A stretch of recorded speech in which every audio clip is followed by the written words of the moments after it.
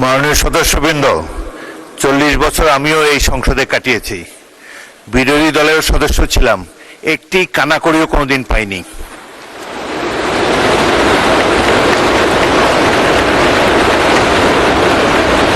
পাঁচবার গ্রেফতার হয়ে জেলে গিয়েছি, এটুকুই পেয়েছি। প্রাপ্তিযোগ অন্য কিছু হয়নি। মাননীয় বিরোধী দলের নেতাকে আন্তরিক ধন্যবাদ জানাই। তিনি 1 ঘন্টা বলেছেন, দেশের বিভিন্ন সমস্যার উপরে বাজেট বিষয়ে আলোকপাত করেছেন। এই পাগলার উপর দিয়েও আমাকে যেতে হয়, কারণ আমারও শ্বশুরবাড়ি সিলেটে। সুতরাং পাগলা থেকে সবাই সাবধান থাকবেন, এটাই আমি কামনা করি।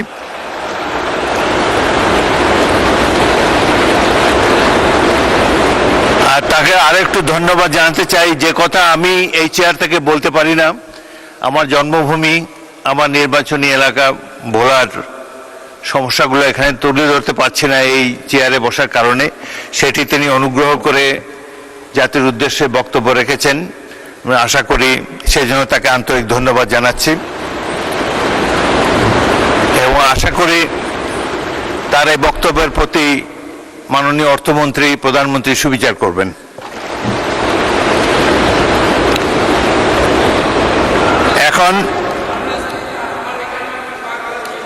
এখন আমি মাননীয় সংসদ নেতা এবং প্রধানমন্ত্রীকে তার বক্তব্য রাখার জন্য আহ্বান জানাচ্ছি।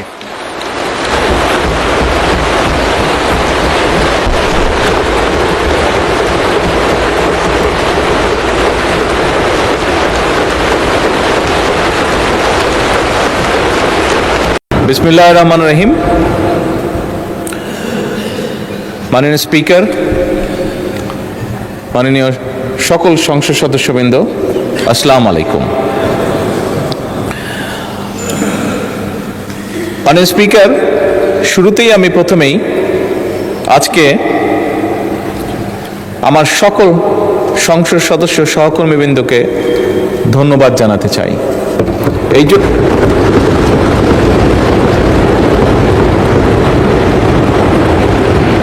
আমি এই জন্য ধন্যবাদ জানাতে চাই মাননীয় স্পিকার, যে আমরা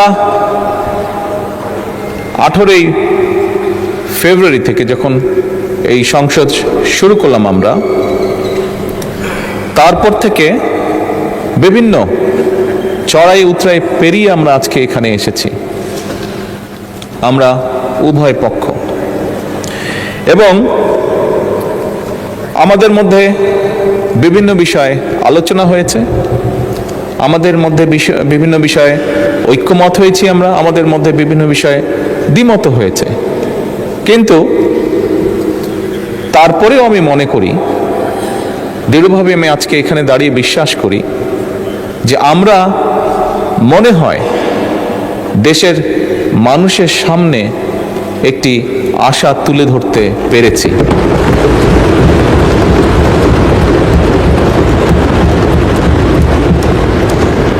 সম্মানিত বিরোধী দলীয় নেতা ওনার বক্তব্যে একটি কথা বলেছেন, খুব স্বাভাবিকভাবে আমরা যদি সকলে একমতই হতাম তাহলে তো একজন ব্যক্তিই কথা বললেই হতো, সবার বিভিন্ন বিষয়ে আলোচনা করার প্রয়োজন হতো না। আমরা বিভিন্ন বিষয়ে আলোচনা করেছি, আমরা মতামত এক্সচেঞ্জ করেছি, ওপিনিয়ন এক্সচেঞ্জ করেছি আমরা, কিন্তু তারপরেও আমার মনে হয় ধীরে ধীরে আমরা জাতির সামনে মনে হয় একটি আশার আলো তুলে ধরতে সক্ষম হয়েছে।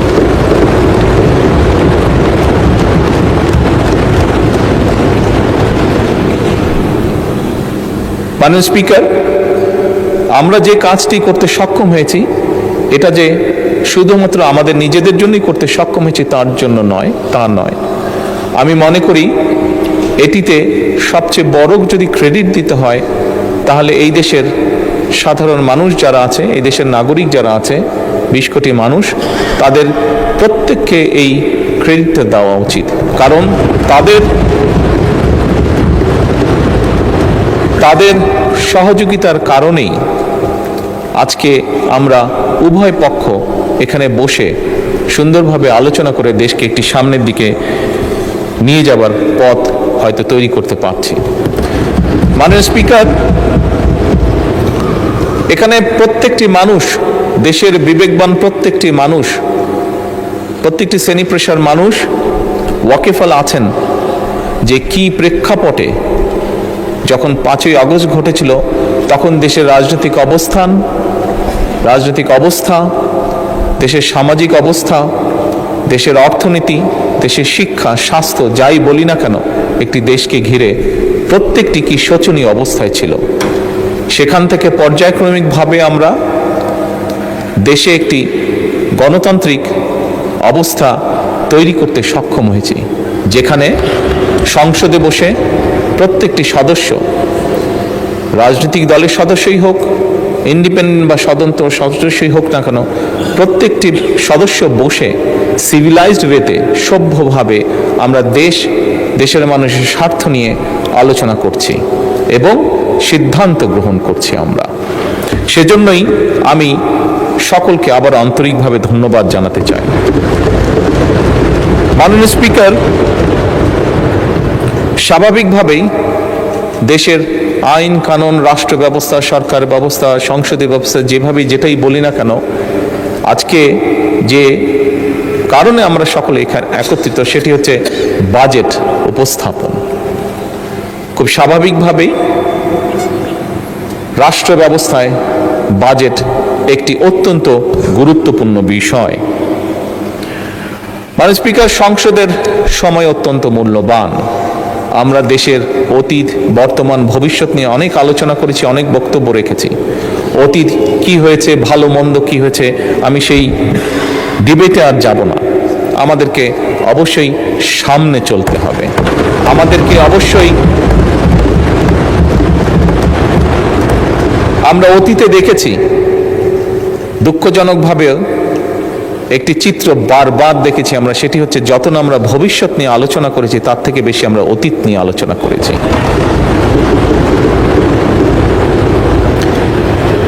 মাননীয় স্পিকার, আমি মনে করি আজকে দেশের প্রত্যেকটি মানুষ চায় যে আমরা ভবিষ্যৎ নিয়ে কথা বলবো। সেজন্যই মাননীয় স্পিকার, এই যে বাজেট সেশন, এই বাজেট সেশনকে বিশেষ করে যেহেতু আমি সরকারি দলের সদস্য, সেই জন্য আজকে আমরা যে বাজেট উপস্থাপন করছি, এই বাজেটকে আমি একটি নামকরণ দিতে চাই, সেটি হচ্ছে জীবন বান্ধব বাজেট।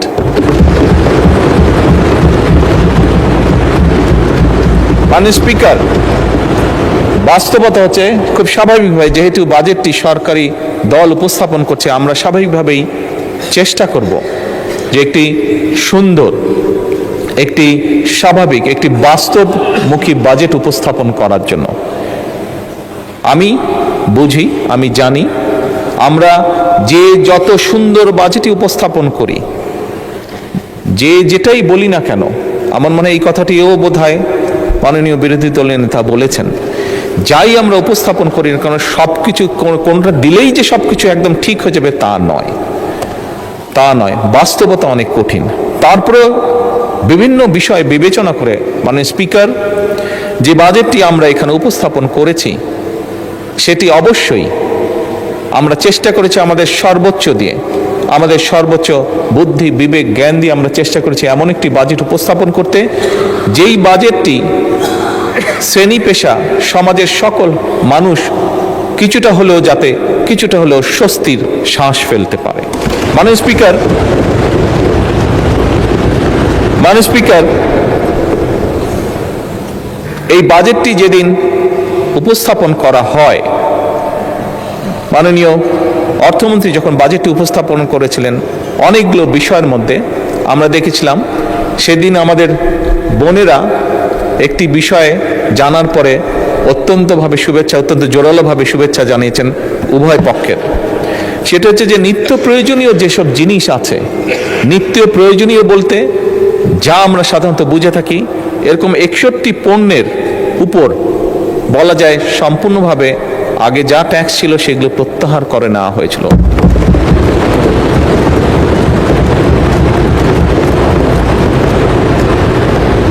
মাননীয় স্পিকার, এটি আমি গৌরব করে বলতে চাই না, তবে বাস্তবতার ভিত্তিতে বলতে চাই।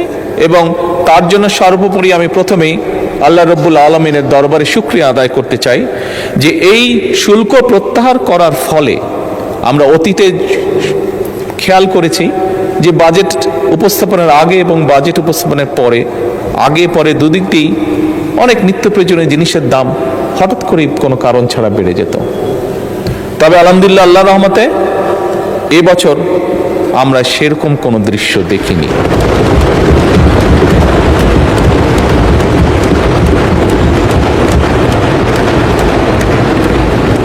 মাননীয় স্পিকার, একটি রাজনৈতিক দল হিসাবে, একটি রাজনৈতিক সরকার হিসাবে আমরা মনে করি আমাদের জনগণের প্রতি যে দায়িত্ব, তার একটু হলেও আমরা হয়তো পূরণ করতে সক্ষম হয়েছি, কিছুটা হলেও আমরা জনগণকে রিলিফ দিতে পেরেছি।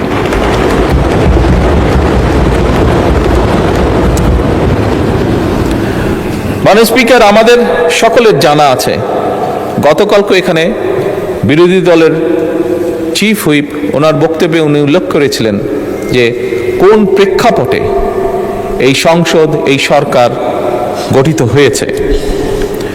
মাননীয় স্পিকার, আমরা সরকার পরিচালনার দায়িত্ব যখন গ্রহণ করেছিলাম, আমরা একটি ভঙ্গুর অর্থনীতি পেয়েছিলাম। তার ভিতরে দুর্নীতি, লুটপাট, অব্যবস্থাপনা এবং স্বার্থ সংশ্লিষ্ট বা ভুল নীতির কারণে দেশের অর্থনৈতিক খাত বলা যায় সম্পূর্ণভাবে ধ্বংসস্তূপ হয়ে গিয়েছিল, ধ্বংসপ্রাপ্ত হয়ে গিয়েছিল। এর বাইরে তো যেই কথাটি মাননীয় বিরোধী দলের নেতাও বলেছেন, হাজার হাজার কোটি টাকা পাচার হয়েছিল, জাতীয় আন্তর্জাতিকভাবেও যেটি স্বীকৃত। মাননীয় স্পিকার, দেশের উৎপাদন এবং বিনিয়োগ প্রায় স্থবির হয়ে পড়েছিল। ইনফ্লেশন বা মূল্যস্ফীতি কি অবস্থায় পৌঁছে গিয়েছিল আজ থেকে 2-2.5 বছর আগে, সেটি বোধহয় আমরা সকলেই হাড়ে হাড়ে টের পেয়েছিলাম। মাননীয় স্পিকার, পুঁজি বাজার অর্থনীতির সাথে সংশ্লিষ্ট একটি অত্যন্ত গুরুত্বপূর্ণ সেক্টর। এই সেক্টরে এমন অবস্থা গিয়েছে, সর্বস্ব হারিয়ে মানুষ আত্মহত্যাও করেছিল। অথচ কোটি সংখ্যক মানুষ কিভাবে অসহায় মানুষের অর্থকে আত্মসাৎ করেছিল। বৈদেশিক মুদ্রার রিজার্ভ হাজার কোটি টাকা পাচারের মাধ্যমে এবং অপচয়ের মাধ্যমে বৈদেশিক মুদ্রার রিজার্ভ কি ভয়াবহ অবস্থায় পৌঁছেছিল, সেটি নিশ্চয়ই কারো অজানা নয়। মাননীয় স্পিকার, টাকার যে এক্সচেঞ্জ বা হার হ্রাস, এটি 40% নেমে গিয়েছিল। এর বাইরে আমরা দেখেছি সেই সময়, যদি আমরা উল্লেখ করে থাকি, কম বেশি অনেকেই বলবেন, অনেকেরই ধারণা আছে, বেশ কিছু প্রজেক্ট যেটিকে বলা যায় ভ্যানিটি প্রজেক্ট, এই প্রজেক্টগুলো গ্রহণ করার মাধ্যমে অহেতুকভাবে দেশি বিদেশি ঋণ গ্রহণ করা হয়েছিল, যা এখন জাতির উপরে বোঝা হয়ে দাঁড়িয়েছে। এখান থেকে রেভিনিউ কালেক্ট হয় না, ফলে বাড়তি বাইরে থেকে টাকা দিয়ে এই বৈদেশিক ঋণগুলোকে শোধ করতে হচ্ছে এবং শুধু অল্প সময় না, লম্বা একটি সময় ধরে আগামীতে হয়তো জাতিকে এই বোঝা টানতে হবে। মাননীয় স্পিকার, আমরা এই সংক্ষেপে যে সংকটের কথা আমি বললাম, এই সংকট আছে, আমরা সংকটকে অস্বীকার করতে চাই না। অস্বীকার করে আমরা সংকটকে অস্বীকার করে আমরা থাকতেও পারবো না, এটি বোকামি হবে। তবে একই সাথে মাননীয় স্পিকার, সংকটকে আমরা অজুহাতও বানাতে চাই না এবং সেজন্যই মাননীয় বিরোধী দলের নেতার সাথে আমি সম্পূর্ণভাবে একমত। আমরা জনগণকে সাথে নিয়ে রাজনৈতিক সদিচ্ছা এবং কার্যকর নীতির মাধ্যমেই আমরা যে সংকট, এই সংকটকে আমরা সফলভাবে মোকাবেলা করতে চাই। মাননীয় স্পিকার,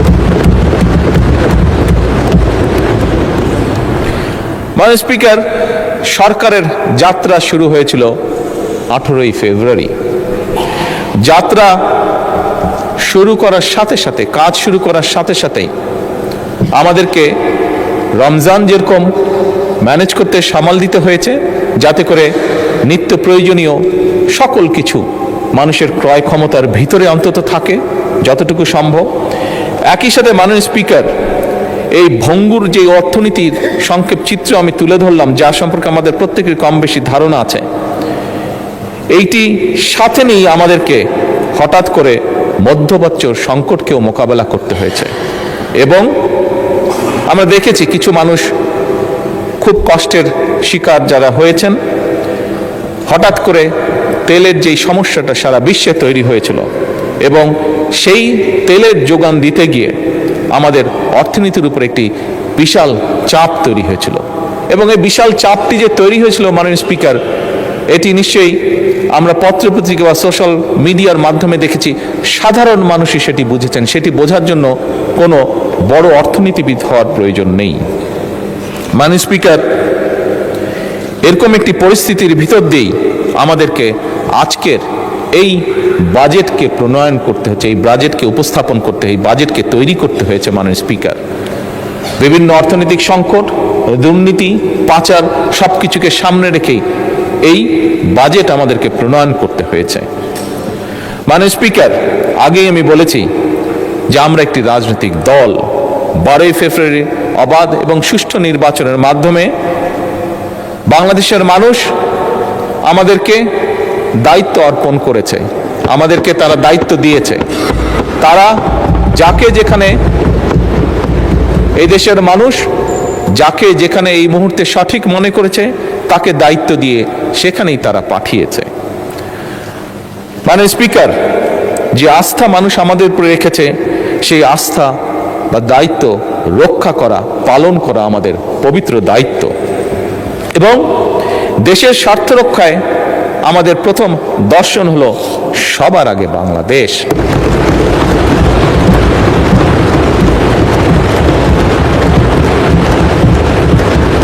মাননীয় স্পিকার, দেশের স্বার্থ রক্ষায় যেমন আমাদের দর্শন সবার আগে বাংলাদেশ, দেশের জনগণের স্বার্থ রক্ষায় আমাদের দর্শন হলো সবার জন্য বাংলাদেশ। এবং এই দর্শনের ভিত্তিতেই মাননীয় স্পিকার, আমরা একটি গণতান্ত্রিক, মানবিক এবং কল্যাণমূলক রাষ্ট্র গঠনের লক্ষ্য নিয়ে 2026 এবং 27-এর অর্থ বছরের বাজেট প্রণয়ন করছি। মাননীয় স্পিকার, স্বাভাবিক জনসংখ্যা বাড়ছে, অর্থনীতি বাড়ছে, মানুষের সকল অবস্থার সিচুয়েশনের পরিবর্তন ঘটছে এবং স্বাভাবিকভাবেই প্রয়োজনীয়তা অনুযায়ী, বাস্তব প্রয়োজনীয়তা অনুযায়ী বাজেট বড়ই দিতে হয়েছে।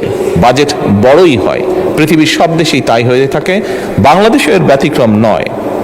মাননীয় স্পিকার, আমরা যে বাজেট সেশনে আলোচনা করছি, বাজেট, এই আলোচনায় অনেক সদস্য হতেই পারে, হওয়াটাই স্বাভাবিক, যেটা আমরা বলেছি, আমি একমত, বিরোধী দল নেতার সাথে বিভিন্ন জনের বিভিন্ন মতামত থাকতেই পারে। অনেকে এই বাজেটের আকার নিয়ে বলেছেন আকার হয়তো বড় হয়েছে, প্রশ্ন তুলেছেন বা তাদের কনসার্ন এক্সপ্রেস করেছেন। মাননীয় স্পিকার, মানুষের স্বপ্ন বা অধিকারের পরিধি কিন্তু এই সংখ্যার চেয়ে অনেক অনেক বড়। এবারে বাজেটে মাননীয় স্পিকার শুধু বার্ষিক, এবার যে বাজেট, এই বাজেটটি শুধু বার্ষিক আয় ব্যয়ের হিসাব নয় মাননীয় স্পিকার, বরং বাজেট বাংলাদেশের অর্থনীতিকে একটা নতুন ভিত্তির উপরে আমরা দাঁড় করাতে চাই।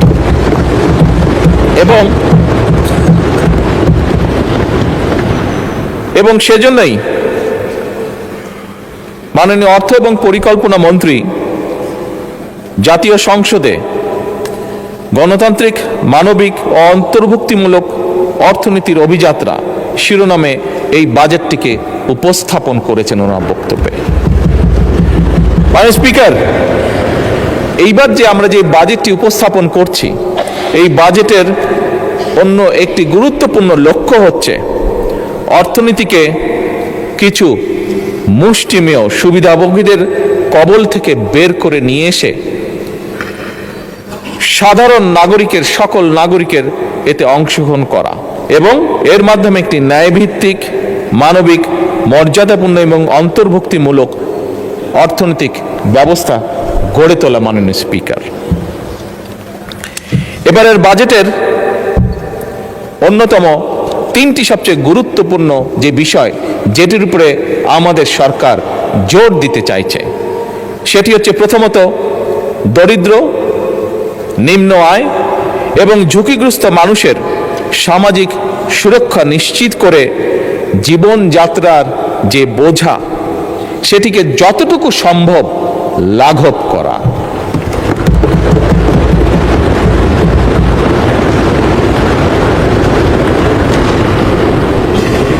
মাননীয় স্পিকার, মাননীয় বিরোধী দলীয় নেতা একটি কথা বলেছেন, স্বাভাবিকভাবে রাজনীতিতে থাকে, উনি বলেছেন কুচিকাটা করার কথা রাজনৈতিক ভাষায়। হ্যাঁ, কুচি কুচি করা উনি বলেছেন বিভিন্ন বক্তব্যে, বিবৃতির মাধ্যমে। মাননীয় স্পিকার, হয়তো রাজনীতির একটি অংশ এটি, তবে মাননীয় স্পিকার, আমরা দেখেছি স্বৈরাচারের সময়, আমরা দেখেছি এই বাংলাদেশের অর্থনীতিকে কিভাবে কুচি কুচি করা হয়েছে বিভিন্ন ব্যক্তির স্বার্থে। বিভিন্ন ব্যক্তি, বিভিন্ন হাউজের স্বার্থে এই অর্থনীতিকে কিভাবে কুচি কুচি করে করা হয়েছে। মাননীয় স্পিকার, এবারকার বাজেটের অন্যতম মূল লক্ষ্য হচ্ছে অর্থনীতিতে ধীরে ধীরে শৃঙ্খলাকে ফিরিয়ে নিয়ে আসা।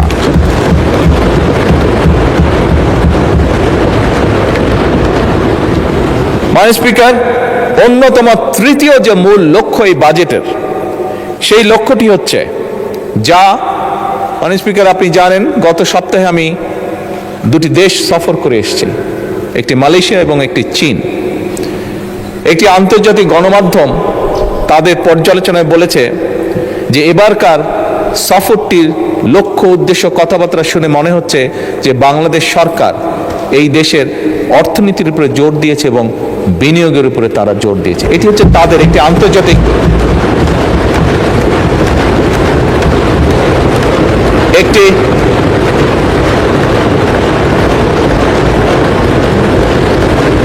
একটি আন্তর্জাতিক গণমাধ্যমের অ্যানালাইসিস। মাননীয় স্পিকার, ওনারা সঠিক বলেছেন, আমাদের তৃতীয় এবং সবচেয়ে গুরুত্বপূর্ণ যে লক্ষ্য এই বাজেটে, সেটি হচ্ছে বিনিয়োগ, উৎপাদন এবং কর্মসংস্থানের যে চাকা, সেটিকে সচল এবং শুধু সচলই নয়, সেটিকে বেগবান করা।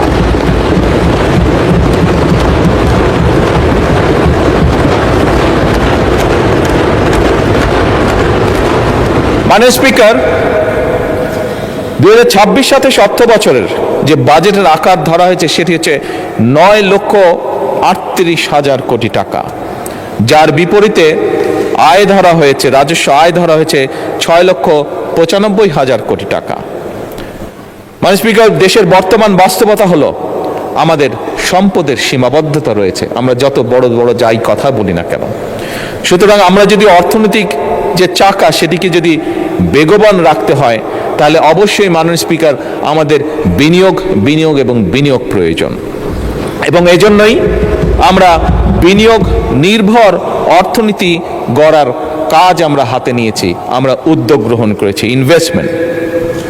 এবং এই উদ্দেশ্যে মাননীয় স্পিকার, আমরা বাজেটে উন্নয়ন ব্যয়ের অংশ সামনের অর্থ বছরের জন্য 50%-এরও বেশি বৃদ্ধি করে 3,16,000 কোটি টাকায় উন্নীত করেছে। মাননীয় স্পিকার,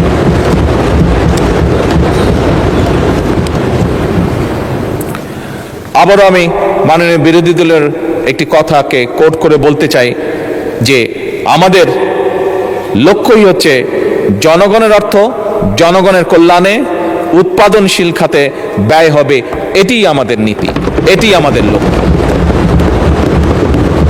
মাননীয় স্পিকার, সরকারি বিনিয়োগের ক্ষেত্রে কোন প্রকল্পে কত টাকা ব্যয় হলো সেটি আমরা সেভাবে বিবেচনায় নিতে চাই না, বরং আমাদের বিবেচনাটি হচ্ছে একটি প্রকল্পে যদি বিনিয়োগ হয়, সেই বিনিয়োগ এবং উৎপাদন কি ভূমিকা রাখবে মানুষের জীবনে, জনগণের কতটা উপকারে আসবে, কি পরিমাণ কর্মসংস্থান সেটি তৈরি করবে এবং তা পরিবেশের উপরে কি প্রভাব ফেলবে, এই বিষয়গুলোই হচ্ছে আমাদের বিবেচনা প্রকল্পের।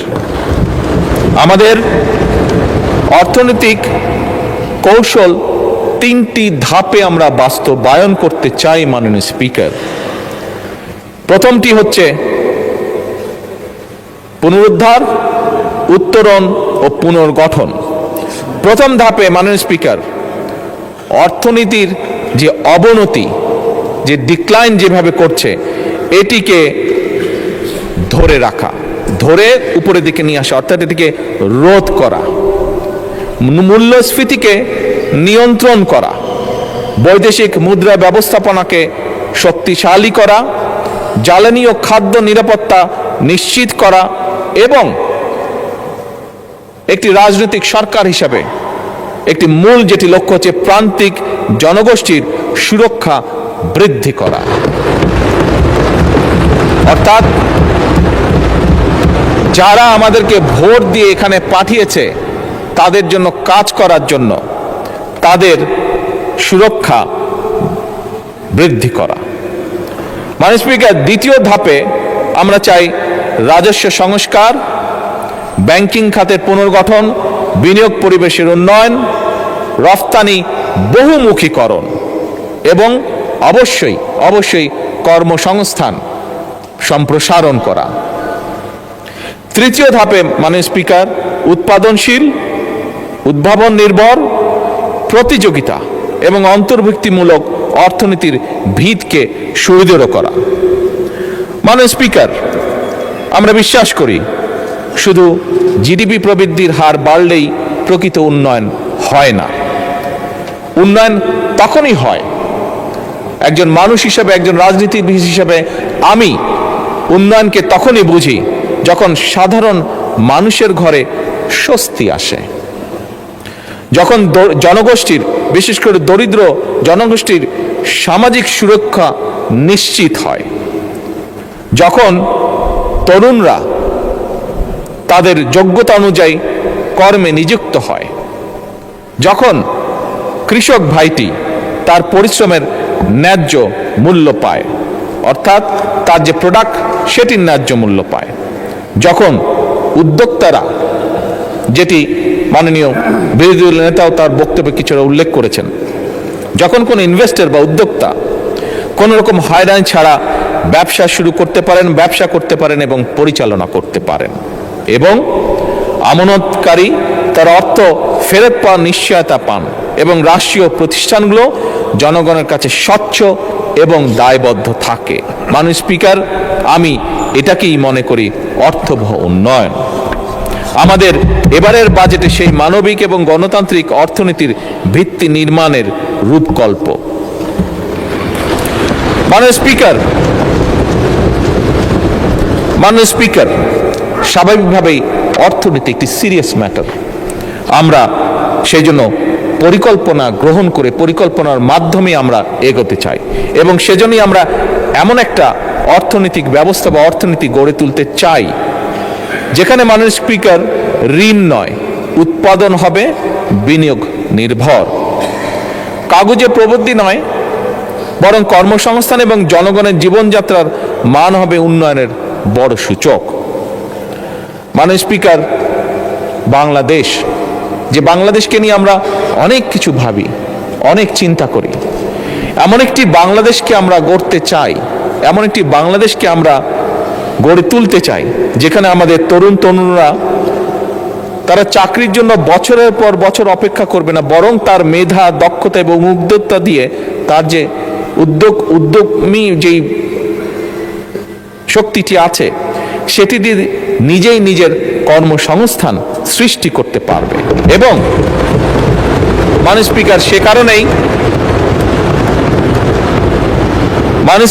কারণেই আপনি খেয়াল করে দেখবেন এবারের বাজেটে আমরা যেটি চেষ্টা করেছি মাননীয় স্পিকার, 100% সফল এখনো হয়তো আমরা হতে পারিনি, কিন্তু আমরা যে উদ্যোগটা গ্রহণ করেছি, যে চেষ্টা করেছি, সেটি হচ্ছে দেশীয় শিল্পকে বিকাশের জন্য আমরা সব রকম প্রাধান্য দেওয়ার চেষ্টা করেছি এবং একই সাথে মাননীয় স্পিকার, নতুন কর্মসংস্থান যেখানে যে সেক্টরে সৃষ্টি হতে পারে সেটির পথ আমরা সুগম করার চেষ্টা করেছি মাননীয় স্পিকার। আমাদের লক্ষ্য, আগেও বলেছি মাননীয় স্পিকার, আমাদের লক্ষ্য হচ্ছে একটা বাংলাদেশ তৈরি করা যেটা হবে উৎপাদনমুখী দেশ, রফতানিমুখী এবং উদ্ভাবন নির্ভর অর্থনীতি তৈরি করা আমাদের। এবং এ কারণেই কিন্তু মাননীয় স্পিকার, এখানেও আমি বলেছি, আমাদের শিল্পমন্ত্রী উনিও ওনার একটি বক্তব্যে কয়েকদিন আগে বলেছেন, আমরা যে সকল বাস্তবায়নের জন্য এই অর্থনীতির যে গতি চাকা, এটিকে বেগবান করার জন্য মাননীয় স্পিকার আমরা বন্ধ এবং রুগ্ন যে শিল্প কারখানাগুলো আছে সেগুলো চালু করার বিভিন্ন রকম উদ্যোগ আমরা গ্রহণ করেছি মাননীয় স্পিকার। নতুন শিল্প স্থাপনে সহায়তা প্রদানের আমরা চেষ্টা করছি, দেশীয় এবং বিদেশি বিনিয়োগকে আকৃষ্ট করা এবং একই সাথে মাননীয় স্পিকার শিল্প অঞ্চল ভিত্তিক কর্মসংস্থান নতুন সুযোগ যাতে সৃষ্টি করতে পারে সেটাও আমরা চেষ্টা করছি। মাননীয় স্পিকার, একটু আগে বিরোধী দলের নেতা উল্লেখ করেছেন, আপনি উল্লেখ করেছেন এবং আমাদের এখানে সংসদ সদস্য আছেন জনাব পার্থ, উনিও ওনার বক্তব্যে বলেছেন ওনাদের এলাকার কথা, আপনারা তিনজনই বলেছেন ভোলার কথা। মাননীয় স্পিকার, যেহেতু এই বিষয়টি এসছে, আমি ওদিন বলেছিলাম যে একটি পরিকল্পনা আমাদের আছে, যেহেতু ওখানে গ্যাস পাওয়া গিয়েছে, এনার্জি পাওয়া গেছে, আমরা ওখানে শিল্প পার্ক তৈরি করতে পারি কিনা সেই ব্যবস্থা পরিকল্পনা অলরেডি আমরা গ্রহণ করছি।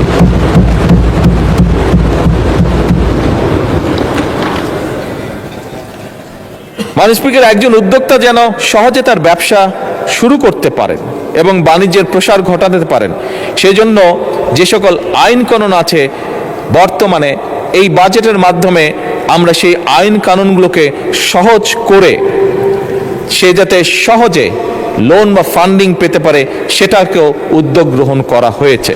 এবং একই সাথে মাননীয় স্পিকার, উৎপাদিত যে পণ্য সেটার বাজার বৃদ্ধিতে সহায়তা করার যে সকল বাস্তব পদক্ষেপ গ্রহণ করা যায় আমরা সেই পদক্ষেপগুলো গ্রহণ করছি পর্যায়ক্রমিকভাবে। মাননীয় স্পিকার, এগুলো তো গেল প্রচলিত শিল্পের কথা। কতগুলো শিল্প আছে যেগুলো নিয়ে সাধারণত আমরা কথা বলি না, হয়তো সেমিনার সিম্পোজিয়ামে আমরা সেগুলো নিয়ে আলাপ করি, কিন্তু এই শিল্পগুলোর গুরুত্ব কিন্তু অপরিসীম, আমরা সেভাবে দেখি না বা চিন্তা করি না বলে আমরা সেটা হয়তো অনেক সময় বুঝে উঠতে পারি না।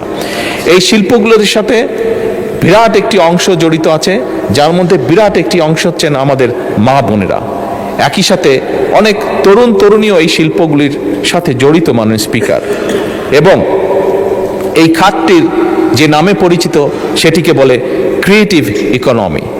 মাননীয় স্পিকার, কেউ কেউ হয়তো জিজ্ঞেস করতে পারেন এই ক্রিয়েটিভ ইকোনমির মধ্যে কারা কারা পড়তে পারে। এর মধ্যে মাননীয় স্পিকার চলচ্চিত্র পড়ে, থিয়েটার পড়ে, সঙ্গীত পড়ে, ডিজিটাল কন্টেন্ট পড়ে, ওটিটি পড়ে, গেমিং পড়ে, ডিজাইন পড়ে, ফ্যাশন পড়ে, সফটওয়্যার পড়ে, পর্যটন, এমনকি খেলাধুলা, এই সকল সেক্টরগুলি এর মধ্যে মোটামুটিভাবে ইনক্লুডেড। মাননীয় স্পিকার, এই সেক্টরগুলোর মধ্যে লক্ষ কোটি মানুষ জড়িত। আমরা এই সেক্টরগুলোর উপরে জোর দিতে চাই এবং এখান থেকে এই সেক্টরগুলোকে আমরা আরো ভাইব্রেন্ট করে গড়ে তুলতে চাই। এবং সে কারণেই মাননীয়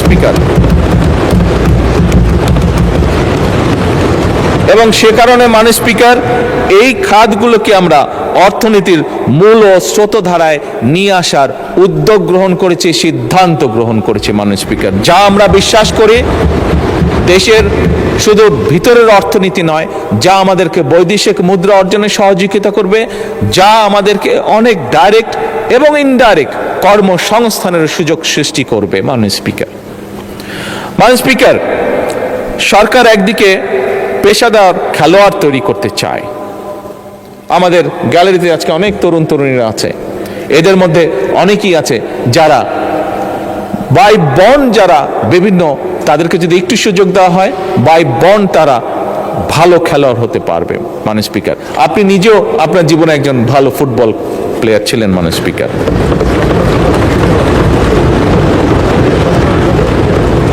স্পিকার, এই লক্ষ্যে ক্রীড়ার বিভিন্ন ইভেন্টে দেশে বিদেশে সাফল্য অর্জনকারী যে খেলোয়াড় আছে, মাননীয় স্পিকার, এইবারই প্রথমবারের মতন আমরা একটা জাতীয় সম্মানী কাঠামোর আয়তায় এদেরকে নিয়ে এসেছি এবং তাদেরকে আমরা অর্থনৈতিক সহায়তা প্রদান করছি।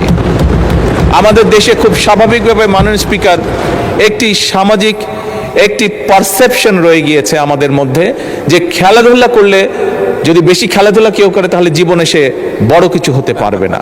কিন্তু মাননীয় স্পিকার, খেলাধুলাও যে একটি প্রফেশন হতে পারে, এটি আমার মনে হয় এই সংসদে বোধহয় আপনি খুব হাতে গোনা দু একজনের মধ্যে আপনি একজন মানুষ যে ভালো করে জানেন যে খেলাধুলা ক্যান বিকাম এ প্রফেশন, এবং আমরা এটিকে মাননীয় স্পিকার, এটিকে আমরা তুলে ধরতে চাই।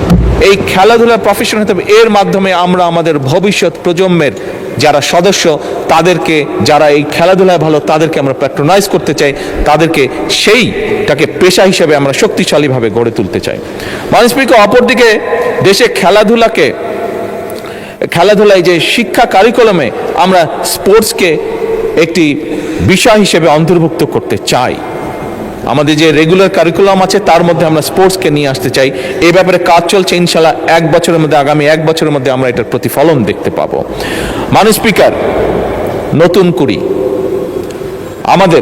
আমরা যারা আছি, আপনারা সহ মাননীয় স্পিকার, যে এজ গ্রুপটা আছে আমরা কম বেশি সবাই নতুন কুড়ি শব্দটির সাথে পরিচিত, যেটি শহীদ রাষ্ট্রপতি জিয়াউর রহমান চালু করেছিলেন এই দেশের সেই সময়কার শিশু কিশোর যারা ছিল তাদের ভিতরে যে প্রতিভা ছিল, সেই প্রতিভাগুলো, কালচারাল প্রতিভা যেগুলো ছিল সেটিকে বের করে নিয়ে আসা, তাদেরকে আরো কনফিডেন্ট ভাবে গড়ে তোলা। মাননীয় স্পিকার, সেই নতুন কুড়িরই চালু হয়েছে এবং নতুন কুড়ির আরেকটি নতুন ভার্সনও আমরা চালু করেছি, সেটি হচ্ছে স্পোর্টস। মাননীয় স্পিকার, আমরা নতুন কুড়িতে যেরকম আমাদের আগামী প্রজন্মরা, ভবিষ্যৎ প্রজন্মরা তাদের কোয়ালিটিসগুলোকে বের করে নিয়ে আসবে, ঠিক খেলাধুলার ক্ষেত্রে আমরা নতুন কুড়ি চালু করেছি। এর মাধ্যমে মাননীয় স্পিকার, এই খাতগুলোর অর্থনীতি একটি নতুন খাত হিসেবে বিকশিত হওয়ার পাশাপাশি এর মাধ্যমে সারা দেশের তরুণদের মধ্যে আয় এবং কর্মসংস্থান সৃষ্টি হবে এবং একই সাথে মাননীয় স্পিকার, দৃঢ়ভাবে আমি বিশ্বাস করি সামাজিক ও সাংস্কৃতিক একত্রতা এবং সংহতি বৃদ্ধি পাবে। মাননীয় স্পিকার, মাননীয় বিরোধী দলীয় নেতা তার বক্তব্যে উল্লেখ করেছেন, আমরা সকলেই জানি যে বাংলাদেশের যে শ্রমবাজার বিদেশে আছে, এটির উদ্যোক্তা ছিলেন শহীদ রাষ্ট্রপতি জিয়াউর রহমান। শহীদ রাষ্ট্রপতি জিয়াউর রহমানের সময় মধ্যপ্রাচ্য সহ, বিশেষ করে মধ্যপ্রাচ্য, পৃথিবীর অন্য দেশ তো অবশ্যই আছে, বাট বিশেষ করে মধ্যপ্রাচ্য এবং মধ্যপ্রাচ্যের বাইরেও বিভিন্ন দেশে সেই সময় বাংলাদেশ থেকে বিভিন্ন শ্রেণী পেশার মানুষ তাদের কর্মসংস্থান নিয়ে সেখানে গিয়েছিল। মাননীয় স্পিকার, শহীদ জিয়ার সেই ধারাবাহিকতাটাকে রক্ষা করে বর্তমান সরকার বৈশ্বিক শ্রমবাজারে আরো বেশি সংখ্যক দক্ষ জনশক্তি জন্য নতুন নতুন বৈদেশিক কর্মসংস্থানের সুযোগ সৃষ্টি করার চেষ্টা করছে। মাননীয় স্পিকার, এবং শুধু তাই নয়, প্রবাসী বাংলাদেশিরা আমরা জানি আমাদের অর্থনীতিতে একটি শক্তিশালী ভূমিকা রাখেন এবং সে কারণে মাননীয় স্পিকার আমরা কাজ করছি, এই যে প্রবাসীরা যখন দেশে ফিরেন তাদের বা বিদেশেই থাকেন তাদেরকে অনেক সময় অনেক সমস্যার সম্মুখীন হতে হয়। এই সমস্যার সম্মুখীন যেগুলো তারা হন, এইগুলো যাতে কিছুটা হলেও তাদেরকে আমরা রিলিফ দিতে পারি, সেই জন্য মাননীয় স্পিকার আমরা একটি কার্ডের উপরে কাজ করছি, যেটির নাম আমরা দিয়েছি প্রবাসী কার্ড। এবং এই কার্ডের মাধ্যমে আমরা তাদেরকে তাদের যে প্রাত্যহিক যে সমস্যাগুলো সেগুলো কিভাবে তাদেরকে রিলিফ দেওয়া যায় সেখানে সেই ব্যবস্থাটি আমরা রাখছি। মাননীয় স্পিকার, যে কোনো দেশের অর্থনীতি বিদ্যুৎ ও জ্বালানির উপরে ভীষণভাবে নির্ভরশীল, যে দেশের কথাই বলি না কেন। মাননীয় স্পিকার, তাই জ্বালানি নিরাপত্তা নিশ্চিত করা শুধু একটা অর্থনৈতিক বিষয় নয়, বরং এটির সাথে জাতীয় নিরাপত্তা ও ভবিষ্যৎ উন্নয়ন ভিত্তি এটা। মাননীয় স্পিকার, বর্তমান সরকার দায়িত্ব গ্রহণের সময় এমন একটি জ্বালানি খাত পেয়েছে যেটি নিয়ে গতকালকে আমরা এই সংসদে আলোচনা করেছি, যেই খাতের মাননীয় স্পিকার সীমাহীন দুর্নীতি ঘটেছে, সীমাহীন এমন দুর্নীতি ঘটেছে মাননীয় স্পিকার, ঘটনাগুলো শুনলে জানলে রীতিমতো গা শিউরে ওঠে, কিভাবে এই দেশের জনগণের অর্থর অপচয় করা হয়েছে।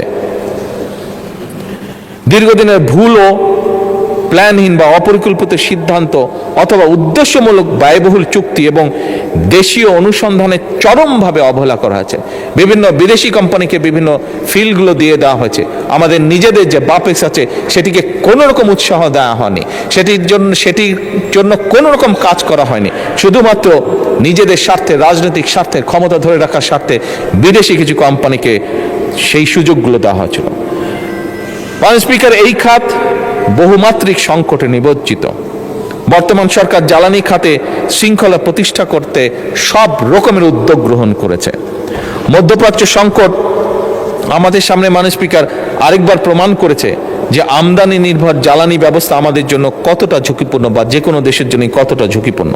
এবং সেই কারণে সরকার জ্বালানির উৎস বহুমুখীকরণ, দেশীয় গ্যাস অনুসন্ধান, রিনিউয়েবল এনার্জির সম্প্রসারণ, জাতীয় গ্রিডকে মডার্নাইজ করা, জ্বালানি দক্ষতা বৃদ্ধির উপরে আমরা গুরুত্ব আরোপ দিয়েছি। কারণ আমরা যেই $1 ট্রিলিয়ন ইকোনমিকে এইম করছি, সেটিকে যদি আমাদের বাস্তবায়ন করতে হয় মাননীয় স্পিকার, তাহলে অবশ্যই আমাদেরকে এনশিওর করতে হবে যাতে নির্বিঘ্ন জ্বালানি সাপ্লাই অব্যাহত থাকে।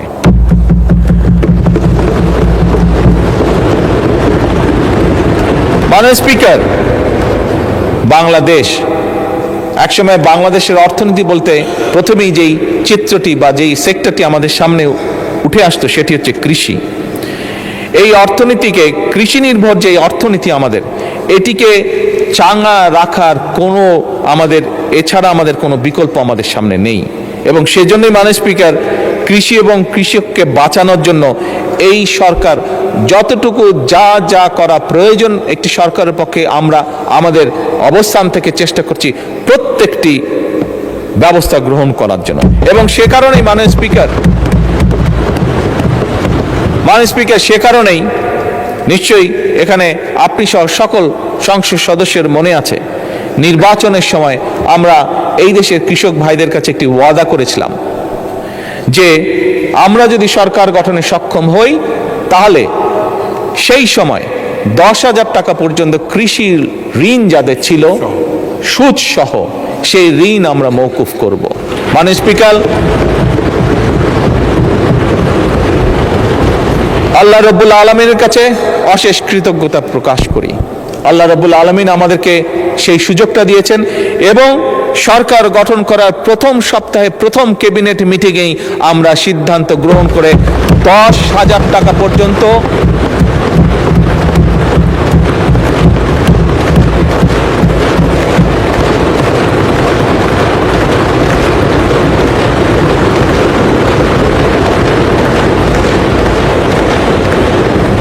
টাকা পর্যন্ত সুদ সহ যে কৃষি ঋণ ছিল, প্রায় 13 লক্ষ কৃষকের সেই কৃষি ঋণ আমরা মওকুফ করেছি সরকার।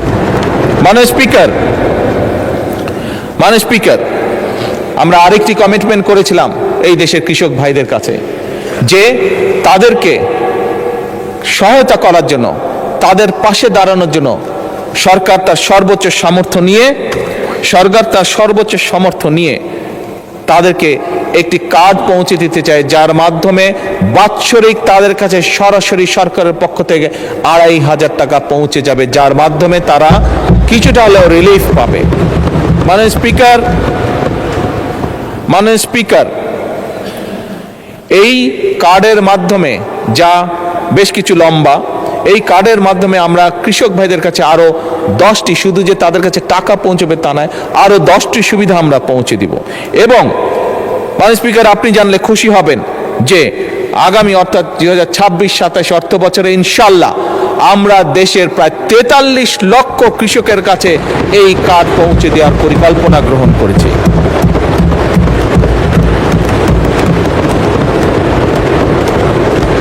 মাননীয় স্পিকার, কৃষির ব্যাপারে সংক্ষেপে আপনার সামনে তুলে ধরলাম, এই সংসদের সামনে তুলে ধরলাম। কৃষির সাথে আরেকটি বিষয় ওতপ্রোতভাবে জড়িত। শুধু কৃষি বা কেন বলি, আমাদের সকালে ঘুম থেকে উঠে রাতে ঘুমানো যাওয়া পর্যন্ত যেই বিষয়টি একটি জড়িত, সেটি হচ্ছে দেশের পানি। মাননীয় স্পিকার, দেশে দীর্ঘদিন ধরে নদী খনন, পানি সংরক্ষণ, বন্যা নিয়ন্ত্রণ, নদী ভাঙন প্রতিরোধ, আন্তঃনদী ব্যবস্থায় সমন্বিত পরিকল্পনা একটি অভাব ছিল বা আছে, আমি বলবো এখনো বিদ্যমান আছে। মাননীয় স্পিকার, সুতরাং নদীর যে নাব্যতা, প্রায় আমরা দেখি নদীগুলোতে হয় বন্যা হচ্ছে অথবা নদীগুলোতে পানি শুকিয়েছে, সবকিছু মিলে নদীর যে নাব্যতা, এটি ফিরিয়ে এনে, এগুলোকে খনন করার মাধ্যমে এগুলোকে ফিরিয়ে এনে দেশে বন্যা খরা থেকে মুক্ত রেখে, একই সাথে মাননীয় স্পিকার, সারা বছর যাতে আমাদের কৃষক ভাইরা, মাননীয় স্পিকার, আমি এমন জায়গায়ও গিয়েছি যেখানে বর্ষাকালেও, যেখানে পানি থই থই করে বর্ষাকালে, সেখানেও আমরা দেখেছি অনেক খালে পানি থই থই করছে, কিন্তু খাল থেকে কিছু দূরে কৃষক পানির অভাবে তার জমিতে সেচ দিতে পারছে না। সেজন্যই মাননীয় স্পিকার সারা বছর যাতে কৃষক সেচ সুবিধা নিশ্চিত রাখতে পারে তার জন্য বর্তমান সরকার পুনরায় যেখানে সম্ভব নদীগুলো, যে সকল নদী পসিবল সেই নদীগুলো এবং খালগুলোকে খনন এবং পুনর্খননের কাজ এরই ভিতরে শুরু করেছে।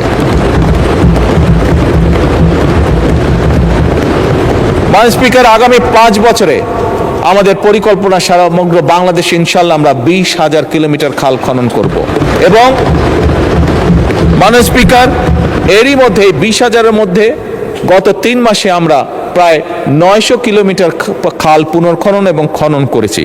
কিছু কিছু ক্ষেত্রে মাননীয় স্পিকার আমরা কমপ্লেন পেয়েছি, সেগুলোকে আমরা দেখছি, দরকার হলে সেগুলো আবার আমরা হাতে নিব সেই কাজগুলো। মাননীয় স্পিকার, আমাদের সংসদ সদস্যরা বিশেষ করে দেশের উত্তরাঞ্চল থেকে যে সকল সংসদ সদস্য নির্বাচিত হয়েছেন, সেটি রাজশাহী হোক অথবা সেটি রংপুর বিভাগ হোক না কেন, প্রত্যেকেরই দুটি বড় কনসার্ন হচ্ছে পানি, পদ্মা, তিস্তা। মাননীয় স্পিকার, বিএনপি সরকার বরাবরই কৃষি বা কৃষি বান্ধব সরকার। বিএনপি সরকার যখনই সুযোগ পেয়েছে দেশ পরিচালনার সকল সময় নিশ্চিত করার চেষ্টা করেছে যে আমরা দেশের মানুষের পানি যাতে নিশ্চিত রাখতে পারি, পানির প্রবাহ। এবং সে কারণে মাননীয় স্পিকার, বর্তমান সরকার পদ্মা ব্যারেজ নির্মাণের উদ্যোগ গ্রহণ করেছে, যা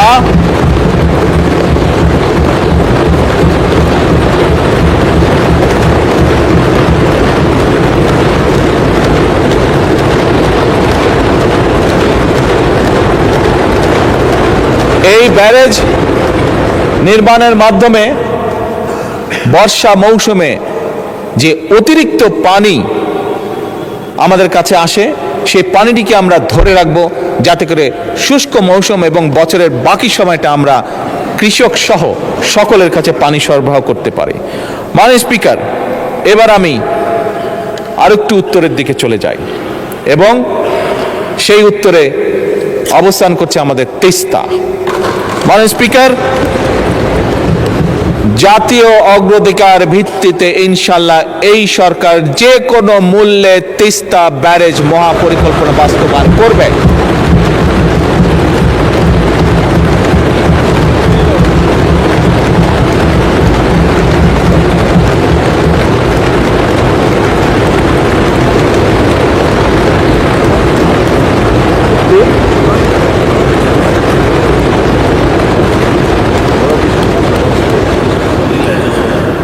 মাননীয় স্পিকার, একটি দেশের জন্য শিক্ষিত, দক্ষ এবং নৈতিক মূল্যবোধ সম্পন্ন মানুষ হচ্ছে সবচেয়ে বড় সম্পদ একটি দেশের জন্য।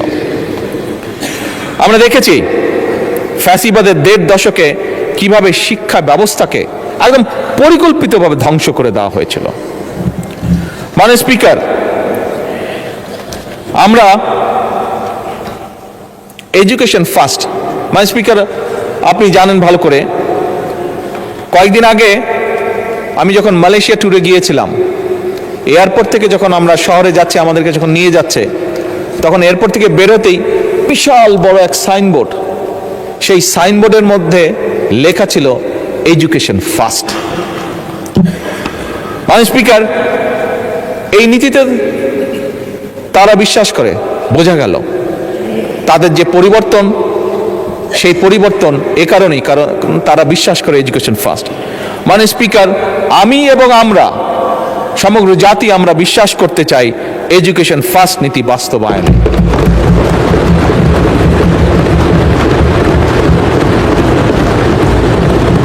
এবং সে কারণে মাননীয় স্পিকার, প্রস্তাবিত বাজেটে বর্তমান সরকার দেশের ইতিহাসে শিক্ষা খাতে সবচাইতে বেশি বরাদ্দ রেখেছে এবং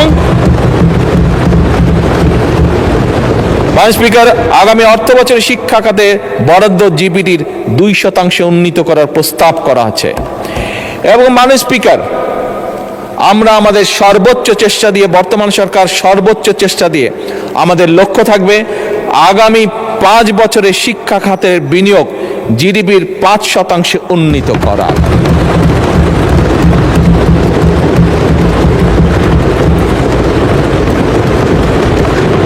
মাননীয় স্পিকার, আপনি আপনার পরিবার, আপনার সমাজ ব্যবস্থা, আমরা আমাদের পরিবার সমাজ ব্যবস্থায় প্রায় দেখি আমাদের আত্মীয় স্বজন পরিবারের অনেক ইয়াং সদস্য সার্টিফিকেট নিয়ে এসেছে, কিন্তু এই সার্টিফিকেট নিয়ে মাসের পর মাস, বছরের পর বছর সে কর্মসংস্থানের জন্য ঘুরে বেড়াচ্ছে, কিন্তু বেচারা একটি কর্মসংস্থানের ব্যবস্থা করতে পারছে না।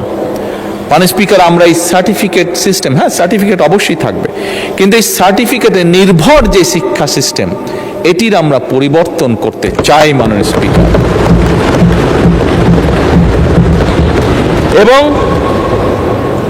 এই পরিবর্তনের মাধ্যমে মাননীয় স্পিকার, আমরা কারিগরি শিক্ষার মাধ্যমে একটি কর্মমুখী শিক্ষা ব্যবস্থা গড়ে তুলতে চাই, যেখানে একজন তরুণ, একজন যুবক শুধু সার্টিফিকেটের উপরে নির্ভরশীল থাকবে না, বরং তার এমন কোয়ালিটি থাকবে যেটার মাধ্যমে সে নিজে কনফিডেন্ট থাকবে যে শুধু সার্টিফিকেট আছে এটাই তার ভরসা হবে না, তার নিজের যোগ্যতা, তার নিজের কোয়ালিফিকেশনের উপরে তার নির্ভরতা থাকবে, তার আত্মবিশ্বাস থাকবে এবং সে নিজের পায়ে জীবনে উঠে দাঁড়াতে পারবে।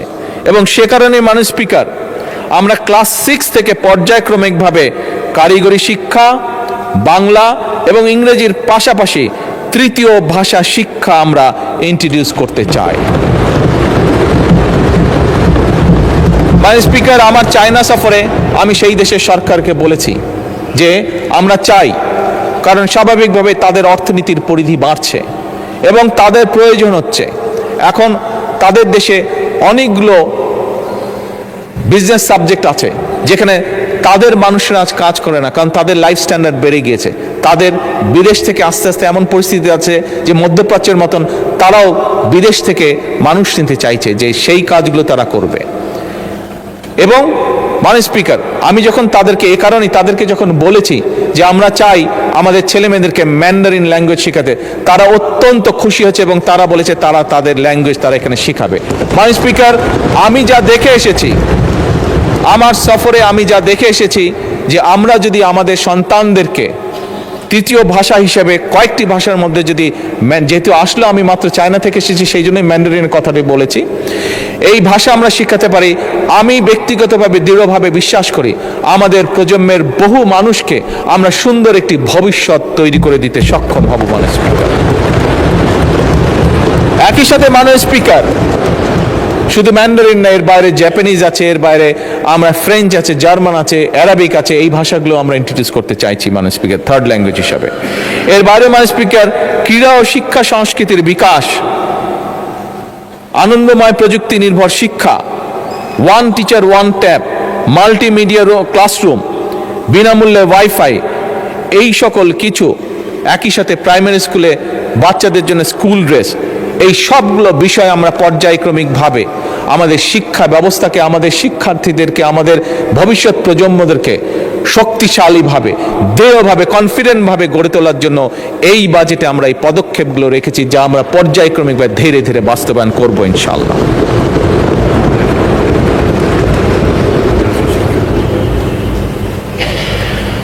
মাননীয় স্পিকার, শিক্ষা ব্যবস্থার মধ্যে একটি বিষয় মাননীয় বিরোধী নেতা উল্লেখ করেছেন, মাদ্রাসা শিক্ষা।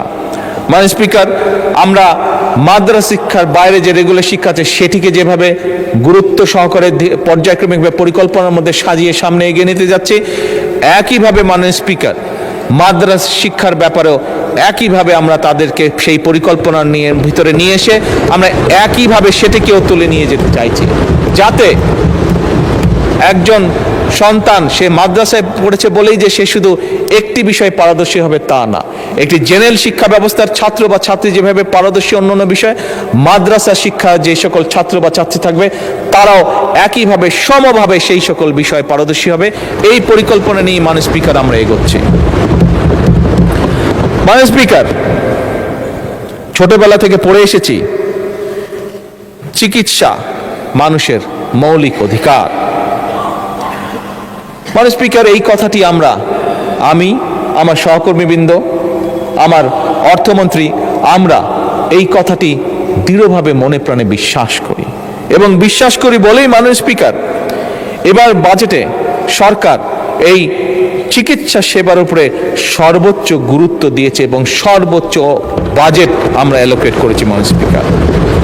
মাননীয় স্পিকার, এই প্রস্তাবিত যে বাজেট, এই বাজেটে জিডিপির 1.2% প্রস্তাব করেছে এইবার, কিন্তু ঠিক একইভাবে মাননীয় স্পিকার আগামী 5 বছরে শিক্ষায় যেরকম আমরা জিডিপির 5% বরাদ্দ করতে চাই পর্যায়ক্রমিকভাবে ধীরে ধীরে, একই সাথে আমরা মাননীয় স্পিকার স্বাস্থ্য সেবাতেও আমরা জিডিপির বরাদ্দের 5% পরিকল্পিতভাবে উন্নীত করতে চাই আগামী 5 বছরে। মাননীয় স্পিকার, স্বাস্থ্যেরই বড় অস্বাস্থ্যকর অবস্থা। মাননীয় বিরোধী দলের নেতা একটু আগে ওনার বক্তব্যে বলেছেন, আমি ওনার সাথে 101% একমত। এবং সে কারণে মাননীয় স্পিকার, আমরা একটা স্বাস্থ্য ব্যবস্থা গড়ে তুলতে চাই, যেই স্বাস্থ্য ব্যবস্থায় আমরা সহজেই প্রত্যেকটা নাগরিকের মিনিমাম স্বাস্থ্য ব্যবস্থা নিশ্চিত করতে পারি। এই একটি স্বাস্থ্য ব্যবস্থা করে তুলতে চাই। আমরা জানি গতকালকে এই পার্লামেন্টে আলোচনা হয়েছে যে আমাদের জনগণ, বিরাট সংখ্যক একটা জনগণ, পরিবারের কেউ যদি অসুস্থ হয় তার চিকিৎসা ব্যয় মিটাতে গিয়ে পরিবার নিঃস্ব হয়ে যায়, একদম। এবং সেইটিকে লক্ষ্য রেখেই মাননীয় স্পিকার আমরা সিদ্ধান্ত গ্রহণ করেছি, গতকালকেই বাজেটে উপস্থাপন করা হয়েছে এবং তার বাইরে গতকালকে আমি এবং মাননীয় অর্থমন্ত্রী আলোচনা করে আমরা সিদ্ধান্ত নিয়েছি মাননীয় স্পিকার, যেটি আমরা আগেও বলেছি উপস্থাপনের দিন, বাজেট উপস্থাপনের দিন, যে ডায়ালিসিস ফিল্টার, হার্টের স্টেন্টিং এর যে স্টেন্ট, সেটি হার্টের valve, pacemaker, oxygenators, peripheral vascular stent, radio frequency ablation fibre, চোখের লেন্স, ক্যান্সার চিকিৎসার যে কাঁচা মাল, মাননীয় স্পিকার, এইগুলির উপরে ভ্যাট এবং ট্যাক্স যতটুকু সম্ভব ম্যাক্সিমাম কমানো যায় আমরা সেই উদ্যোগ গ্রহণ করছি মাননীয় স্পিকার। এবং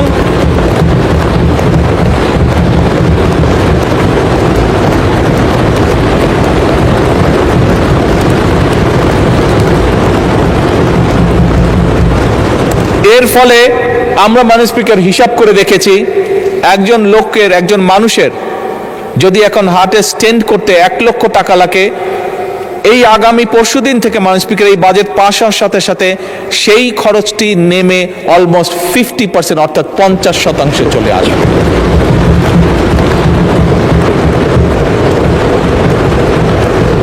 মাননীয় স্পিকার, আমার বক্তব্য শুরু করার আগেই বলেছি, আমাদের বাজেটের মূল লক্ষ্যই হচ্ছে, আমরা যেহেতু রাজনীতি করি, আমরা যেহেতু রাজনৈতিক দল, আমাদের মূল লক্ষ্যই হচ্ছে যতটুকু সম্ভব দেশের মানুষকে রিলিফ দেওয়া, শ্রেণী বর্ণ নির্বিশেষে সকলকে।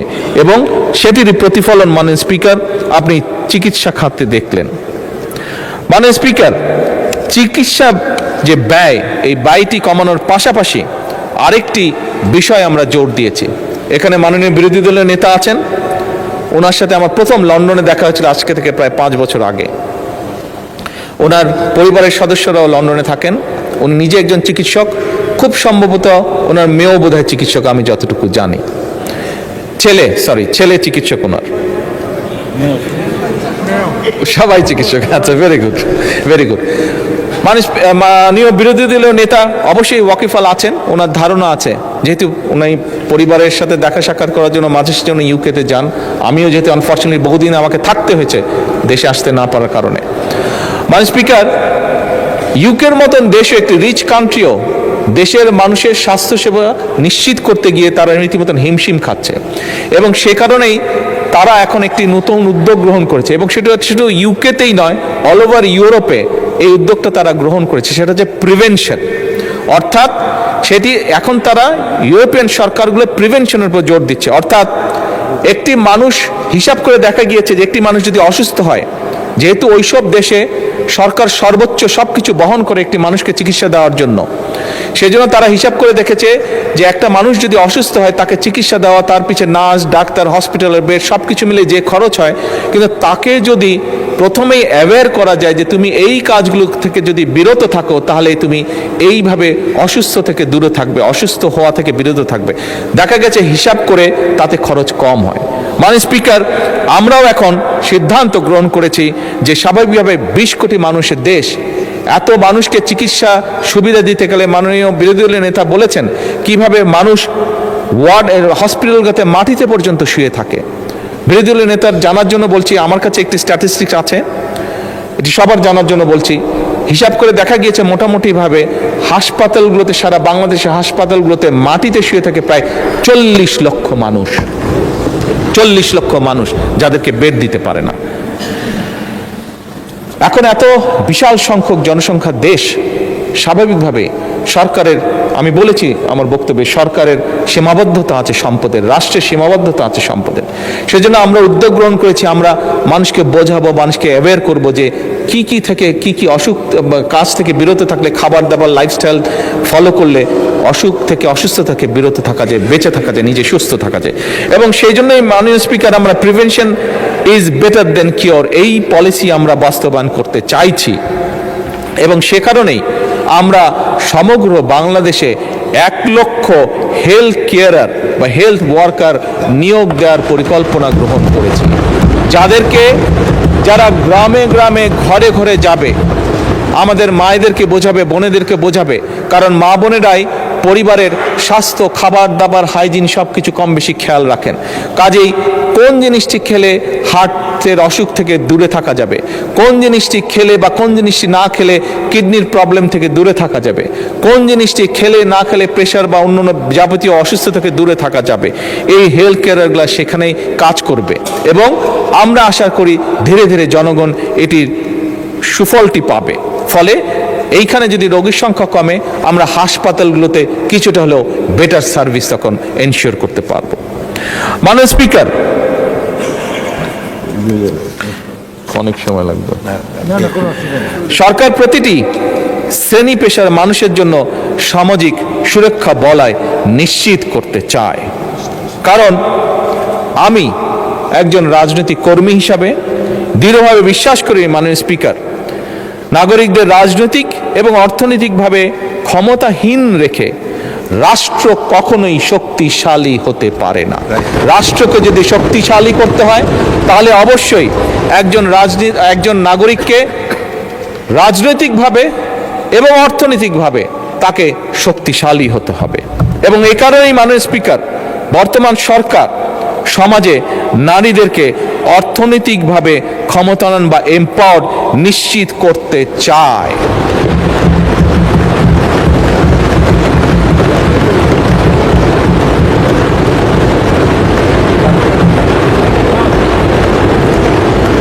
গতকাল আমাদের বিরোধী দলীয় একজন বন্ধু বলেছেন তার বক্তব্যে যে ফ্যামিলি কার্ড বাদ দেন, কর্মসংস্থানের ব্যবস্থা করান।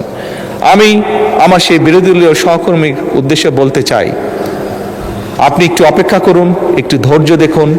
এই ফ্যামিলি কার্ড বহু কর্মসংস্থানের তৈরি করবে ইনশাআল্লাহ। মাননীয় স্পিকার, নারীদেরকে অর্থনৈতিকভাবে এম্পাওয়ার্ড করার জন্য আমরা প্রত্যেকটি নারী প্রধান পরিবারের যে নারী প্রধান আছে তাদের হাতে আমরা ফ্যামিলি কার্ড পৌঁছে দিতে চাই। এবং এই ফ্যামিলি কার্ডের মাধ্যমে আমি এই সংসদে একদিন সংক্ষিপ্ত এক্সপ্লেনেশন দিয়েছিলাম যে কিভাবে ফ্যামিলি কার্ড একজন নারীকে অর্থনৈতিকভাবে স্বাবলম্বী করবে, কিভাবে একটি ফ্যামিলি কার্ড একটি নয়, শত নয়, হাজার নয়, লক্ষ নয়, কোটি ফ্যামিলি কার্ড কিভাবে দেশে কর্মসংস্থান তৈরি করবে, কোটি কোটি কিভাবে ফ্যামিলি কার্ড দেশের অর্থনীতিকে শক্তিশালী করবে, সেটি আমি তুলে ধরেছিলাম। মাননীয় স্পিকার, এই ফ্যামিলি কার্ডের মাধ্যমে আমরা নারী প্রধানদের হাতে ফ্যামিলির কাছে 25,000 টাকা করে প্রতি মাসে পৌঁছে দিব। 2,500 টাকা, আমরা 25,000 টাকা দিতে বলে খুব ভালো ছিল, সম্ভব হলে 2,500 টাকা আমরা এই সংসদে আল্লাহর কাছে চাইতে পারি যে আল্লাহ আমাদেরকে সেই তৌফিক দেন যাতে আমরা সেইটি করতে পারি। সেই রহমত আমরা আল্লাহর কাছে চাইতে পারি যে আল্লাহ আমাদেরকে তৌফিক দেন যাতে আমরা নারীদের হাতে 2500 না 25,000 একটি শূন্য বেশি দিতে পারি। মানে স্পিকার, আমরা আগামী অর্থ বছরে যেরকম কৃষক ভাইদের কাছে প্রায় 41 লক্ষ কৃষকের কাছে আমরা কৃষি কার্ড পৌঁছে দিতে চেষ্টা করছি, একইভাবে আগামী অর্থ বছরে 40 লক্ষেরও বেশি প্রায় 43 লক্ষ মতন পরিবারের হাতে আমরা এই ফ্যামিলি কার্ড পৌঁছে দেওয়ার পরিকল্পনা গ্রহণ করেছি।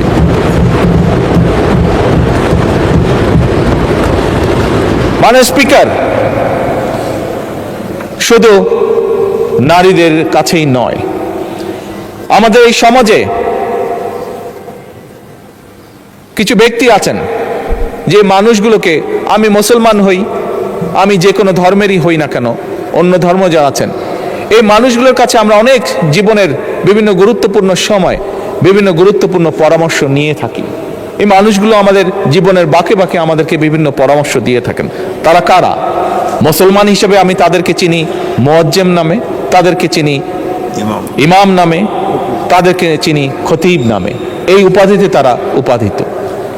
মানে স্পিকার, অন্য ধর্মেরও এই সকল ধর্মীয় ব্যক্তিত্ব আছেন।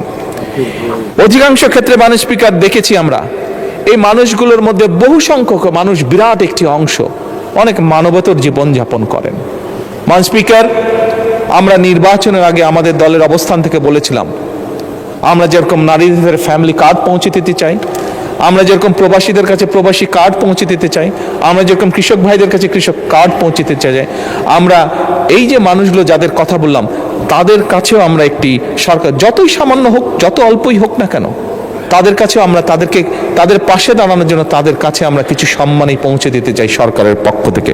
মানে স্পিকার, এবং এই সম্মানটি আমরা প্রতি মাসে তাদের কাছে ইনশাল্লাহ পৌঁছে দিচ্ছি এবং পৌঁছে দিব। মানে স্পিকার, যার কাজ ইতিমধ্যে সরকার শুরু করেছে। মানে স্পিকার, মাননীয় বিরোধী দলের নেতা ওনার বক্তব্যে একটি গুরুত্বপূর্ণ কিছু ব্যক্তির কথা বলেছেন, যেই ব্যক্তিগুলোর স্যাক্রিফাইসের কারণে আজ এই সংসদ, আমরা যারা এখানে বসে আছি, গত 17 বছরে বহু রাজনৈতিক দলের নেতাকর্মী, বহু অরাজনৈতিক ব্যক্তিবর্গ, মানুষ, তারা অকাতরে জীবন দিয়েছেন, পঙ্গুত্ব বরণ করেছেন, বিভিন্নভাবে নির্যাতিত হয়েছেন। এই 17 বছরে মাননীয় বিরোধী দলীয় নেতা বলেছেন তাদের জন্য একটা কিছু করার। আমি ওনার সাথে সম্পূর্ণ একমত। এই মানুষগুলোর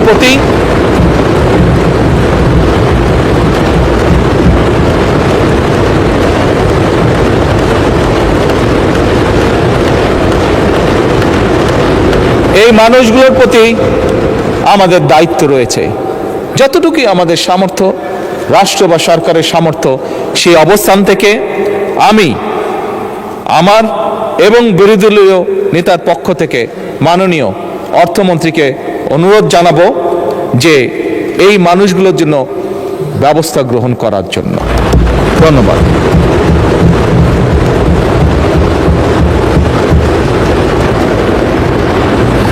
মাননীয় সংসদ নেতা, আর 15 মিনিট পরে আজান পড়বে, আপনি কি আজানের পরেও কন্টিনিউ করতে চান? মানে স্পিকার, আমার একটু সময় লাগবে। Please take your time. মানে স্পিকার, বর্তমান সরকার বিশ্বাস করে যে আমরা যে জাতীয় নিরাপত্তা বলতে যা বুঝি, এটি শুধু সীমান্ত রক্ষার বিষয় নয়, বরং এটি রাষ্ট্রের সার্বভৌমত্ব, জনগণের নিরাপত্তা, অর্থনৈতিক স্থিতিশীলতা, খাদ্য এবং জ্বালানি নিরাপত্তা, এবং সর্বোপরি আজকের যে যুগ, সাইবার নিরাপত্তা এবং কৌশলগত সক্ষমতা, এই সকল কিছু সমন্বিত একটি বিষয়। এবং সেজন্যই মাননীয় স্পিকার, বর্তমান সরকার একটি প্রতিরক্ষা ব্যবস্থা গড়ে তুলতে চায়, গড়ে তোলার কাজে হাত দিয়েছে, যেটা আধুনিক প্রযুক্তি, দক্ষ মানব সম্পদ এবং দেশীয় সক্ষমতার সমন্বয় ভবিষ্যৎ নিরাপত্তা চাহিদা মোকাবেলা করতে সক্ষম হবে।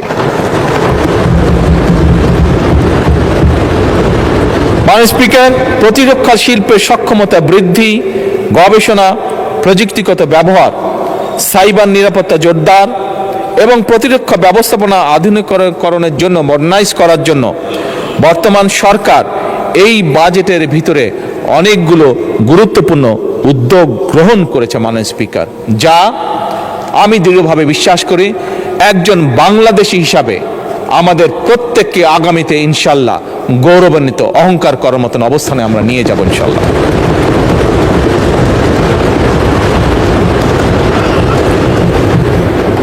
মাননীয় স্পিকার, রাষ্ট্রীয় অর্থনৈতিক ব্যবস্থাপনায় জনগণের আস্থা এবং বিশ্বাস থাকা একটি দেশের জন্য অত্যন্ত গুরুত্বপূর্ণ। আমি প্রথমে আমার বক্তব্যের শুরুতে বলেছিলাম কি একটি ভয়ঙ্কর ধ্বংসপ্রাপ্ত অর্থনীতি আমরা পেয়েছি বা ইকোনমি আমরা আর্থিক অবস্থা আমরা ইনহেরিট করেছি। বর্তমান সরকার মাননীয় স্পিকার পুঁজিবাজারকে দীর্ঘমেয়াদী বিনিয়োগের একটা কার্যকর প্ল্যাটফর্ম হিসাবে গড়ে তুলতে চায়। আমরা দেখেছি বিনিয়োগ বাজারে বা পুঁজিবাজারে আমরা দেখেছি পুঁজিবাজারে কিভাবে কি হয়েছিল স্বৈরাচারের সময়, কিভাবে অসহায় মানুষ সহ্য করতে না পেরে, কষ্ট সহ্য করতে না পেরে আত্মহত্যা করেছিল, যা বোধহয় পৃথিবীর অন্য কোনো দেশে কোনোদিন ঘটেনি। মাননীয় স্পিকার, এই পুঁজিবাজারকে কিভাবে দীর্ঘমেয়াদী বিনিয়োগের কার্যকর প্ল্যাটফর্ম তৈরি করা যায়, এর ভিতরেই বর্তমান সরকার পরিকল্পনা গ্রহণ করেছে। আমি দৃঢ়ভাবে বিশ্বাসী আমাদের যোগ্য ফাইন্যান্স মিনিস্টারের নেতৃত্বে আমরা কিছুদিনের মধ্যেই এর একটি ভেরি পজিটিভ রিফ্লেকশন আমরা দেখতে পাব।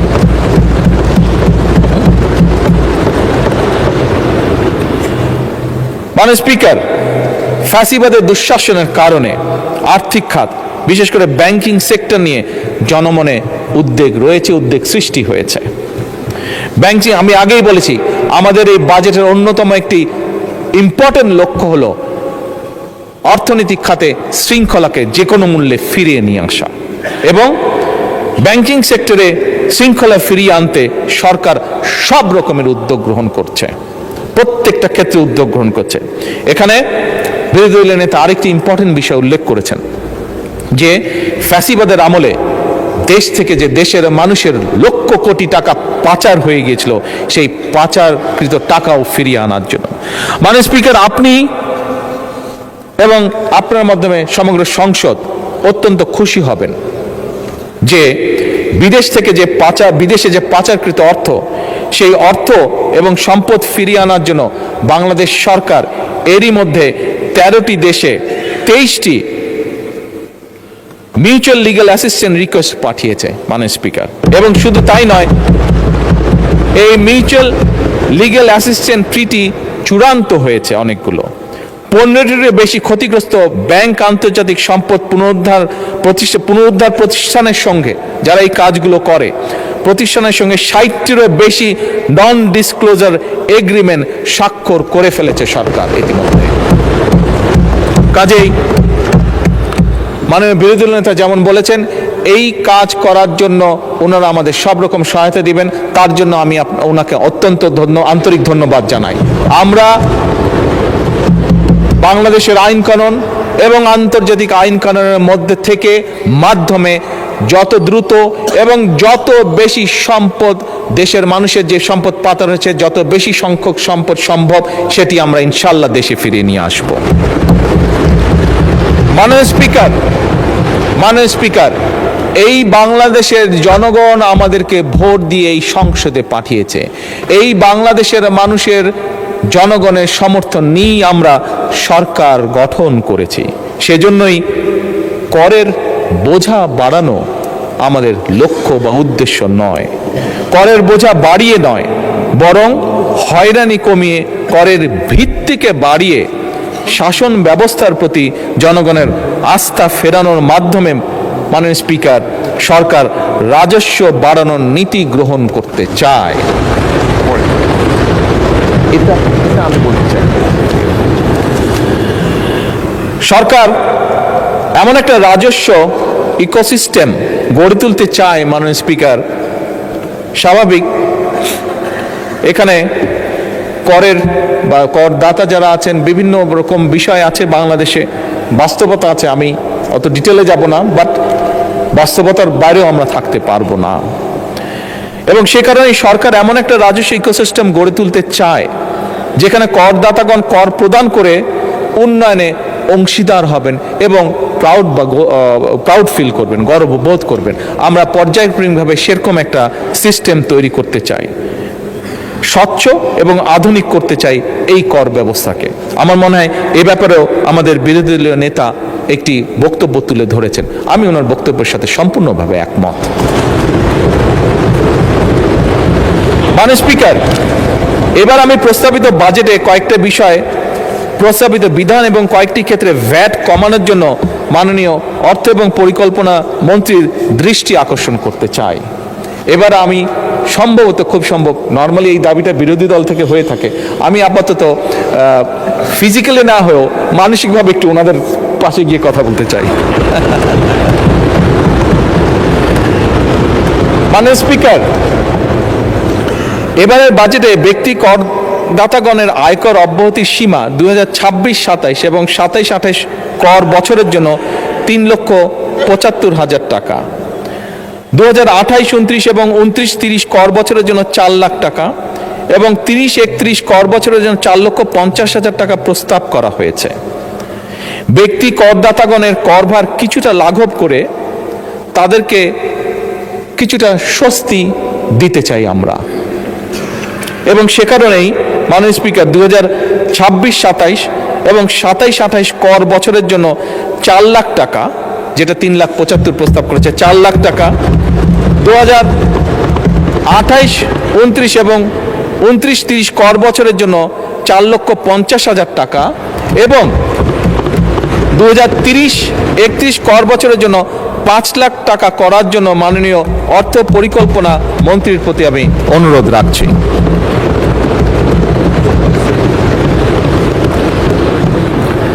মাননীয় স্পিকার, প্রস্তাবিত বাজেটে স্বপ্রণোদিত বিনিয়োগ প্রদর্শন সংক্রান্ত একটি বিধান নিয়ে জনমনে কিছু নানা প্রশ্ন, উদ্বেগ আমরা লক্ষ্য করেছি। সেটি পত্রপত্রিকার মাধ্যমে, সোশ্যাল মিডিয়ার মাধ্যমে হোক, আমাদের বিভিন্ন সংসদ সদস্যের মাধ্যমে হোক, বিভিন্ন সমাজের সিভিল সোসাইটির বিভিন্ন ব্যক্তির মাধ্যমে হোক, এটি আমি জানিয়েছি। আমাদের দেশে মাননীয় স্পিকার, যেহেতু অনেকেই প্রকৃত মূল্যে জমি রেজিস্ট্রেশন করেন না, মৌজা মূল্যে জমি রেজিস্টার করে থাকেন সাধারণত, তাই অনেক সময় অনেক করদাতা প্রকৃত ক্রয় মূল্য না দেখানোর জন্য প্রায়শই একটা ঝামেলার সম্মুখীন হতে হয়, প্রায়শই ঝামেলার সম্মুখীন হয়ে থাকেন বহু মানুষ। তাই করদাতাগণকে ঝামেলামুক্ত করার জন্যই কিন্তু এই বিধানটির প্রস্তাব করা হয়েছিল। আমি বেশ কয়েকটি মিটিংয়ে ছিলাম বাজেট যখন তৈরি হচ্ছিল, এবং সেখানে যে আলোচনাগুলো হয়েছিল সেখান থেকে কেন এটি হয়েছিল, যেটি এক্সপ্লেনেশন ছিল, আমি সংক্ষেপে এক লাইনে এক্সপ্লেনেশনটা আপনাদের সামনে তুলে ধরলাম যে কেন এটি রাখা হয়েছিল। আনফর্চুনেটলি কেউ কেউ এটিকে কালো টাকা সাদা করার সুযোগ এইভাবে মনে করছেন, অনেকের এক্সপ্লেনেশন হচ্ছে এটা বোধহয় এরকম। আমি মাননীয় স্পিকার, জনগণের প্রতি সম্পূর্ণ শ্রদ্ধা রেখে প্রস্তাবিত এই বিধানটিকে প্রত্যাহার করার জন্য আমি মাননীয় অর্থ পরিকল্পনা মন্ত্রীর কাছে দৃষ্টি আকর্ষণ করছি।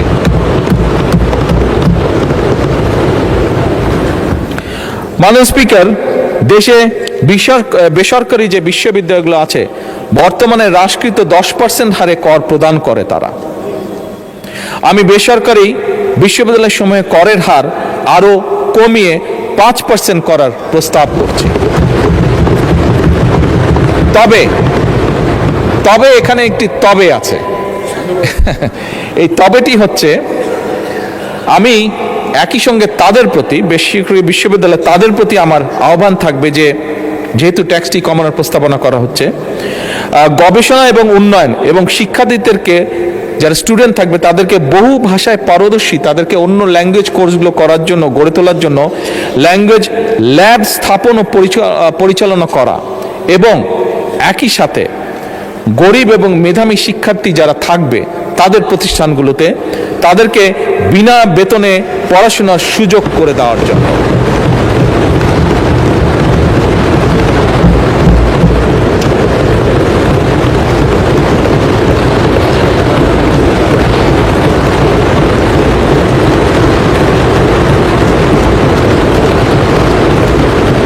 মাননীয় স্পিকার, করের আওতা বাড়ানো, স্বাভাবিকভাবে করের আওতা তো আমরা বাড়ানো, এবারের বাজেটে এই লক্ষ্যে একটি প্রস্তাব করা হয়েছিল যে কয়েকটি ক্ষেত্র ছাড়া, স্টুডেন্ট সহ কয়েকটি ক্ষেত্র ছাড়া, যে কোনো ব্যাংক অ্যাকাউন্ট খোলার সময় 3 দাখিলের একটি বিধান রাখা হয়েছিল, বিধানের প্রস্তাব করা হয়েছিল। এছাড়াও মাননীয় স্পিকার, বন্টননামা দলিল রেজিস্ট্রেশন এবং সম্পত্তি মিউটেশনের ক্ষেত্রেও 3 দাখিলের বিধান করার প্রস্তাব করা হয়েছিল। মাননীয় স্পিকার, এই বিষয়টাতেও কিন্তু জনমনে একটা প্রশ্ন উঠেছে, কনফিউশন হচ্ছে, বিভিন্ন কনফিউশন দেখা দিয়েছে। আমি মাননীয় অর্থ পরিকল্পনা মন্ত্রীকে অনুরোধ জানাবো যে এই বিষয়টিও যাতে প্রত্যাহার করা হয়।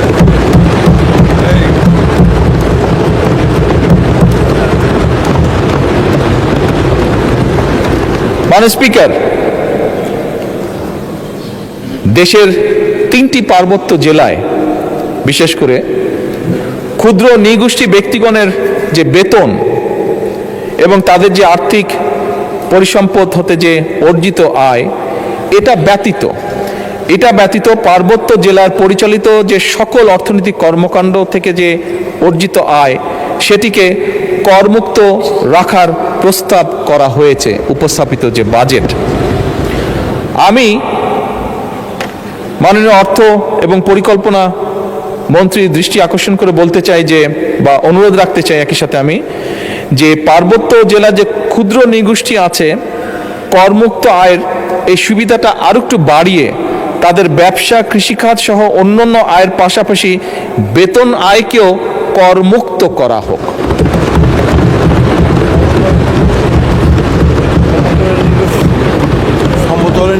এটা পাহাড়ি এবং সমতল উভয় ক্ষুদ্র নৃগোষ্ঠী, মূল হচ্ছে ক্ষুদ্র নৃগোষ্ঠী যারা আছেন, পাহাড় এবং সমতল উভয় ক্ষেত্রে প্রযোজ্য। আমাদের এখানে দিনাজপুর, ময়মনসিংহ, এদিকার নেত্রকোনা, এদিকার সদস্যবৃন্দ আছেন অনেকেই, উভয় সাইডে। মাননীয় স্পিকার, দেশের চিংড়ি চাষের প্রসার এবং রফতানি বৃদ্ধির লক্ষ্যে এই খাতের কতগুলো প্রয়োজনীয় বিষয় আছে, যেমন অ্যাকিউয়া ফিড আছে, ফিড অ্যাডিটিভ আছে, তারপরে প্রোবায়োটিক্স আছে, ভিটামিন এবং মিনারেলস আছে। এটার আমদানিতে আমদানি শুল্ক, রেগুলেটরি শুল্ক এবং সম্পূরক শুল্ক, ভ্যাট প্রত্যাহারের জন্য এবং প্রয়োজনীয় যন্ত্রপাতি এই সেক্টরটাকে আরও বেশি এমফেসাইজ দেওয়ার জন্য যে যন্ত্রপাতি আছে, এটার যে ট্যাক্স আছে, শুল্ক আছে বিভিন্ন রকমের, এই শুল্কগুলো সম্পূর্ণভাবে ভ্যাট এবং শুল্কগুলো প্রত্যাহার করার জন্য আমি অনুরোধ জানাচ্ছি মাননীয় অর্থমন্ত্রীকে। মাননীয় স্পিকার, স্থানীয় শিল্পের, বিশেষ করে স্থানীয় শিল্প আমাদের জন্য অত্যন্ত গুরুত্বপূর্ণ। এই স্থানীয় শিল্পের বিকাশের জন্য উৎপাদনকারী প্রতিষ্ঠান কর্তৃক যে কাঁচামাল আমদানি হয়, বেশ কিছু ক্ষেত্রে রেয়াতি সুবিধা প্রদানের জন্য আমি মাননীয় অর্থ পরিকল্পনা মন্ত্রীকে অনুরোধ করছি। মাননীয় স্পিকার, একই সাথে বিভিন্ন ঔষধ তৈরি এবং স্থানীয় শিল্প প্রতিষ্ঠানের কাঁচামাল হিসাবে মধু ব্যবহৃত হয়। অনেকেই নিশ্চয়ই আপনারা জানেন, বিশেষ করে ফার্মাসিউটিক্যালের সাথে আপনারা যারা বা ফিজিশিয়ান এখানে যারা আছেন। সুতরাং মাননীয় স্পিকার, এই উৎপাদনকারী প্রতিষ্ঠান কর্তৃক যেহেতু মধু আমদানিতে 10% সম্পূরক শুল্ক আছে, এই সম্পূরক শুল্কটা আমি সম্পূর্ণভাবে প্রত্যাহার করার জন্য আমি মাননীয় মন্ত্রীকে অনুরোধ জানাচ্ছি। মাননীয় স্পিকার, বিভিন্ন শিল্পের কাঁচামাল হিসেবে ব্যবহৃত হয় বিভিন্ন শিল্প প্রতিষ্ঠান সমূহ কাঁচামাল হিসাবে পিভিসি এবং পেট রেজিন আমদানিতে যে প্রস্তাবিত বাজেটে যে 10% আমদানি শুল্ক হ্রাস করা হয়েছে, এইটিকে 10 থেকে আমি 5 করার জন্য অনুরোধ জানাচ্ছি।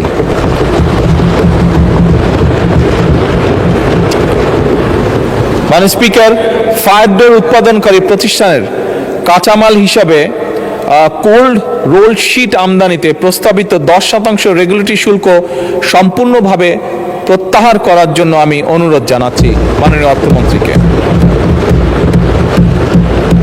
উৎপাদনকারী শিল্প প্রতিষ্ঠান কর্তৃক যে কাঁচামাল হিসাবে মাননীয় speaker flat roll product plated or coated with chromium oxide আমদানিতে প্রস্তাবিত 10% এবং রেগুলেটরি যে শুল্ক, এটিও আমি মাননীয় অর্থমন্ত্রীকে সম্পূর্ণভাবে প্রত্যাহারের জন্য অনুরোধ জানাচ্ছি।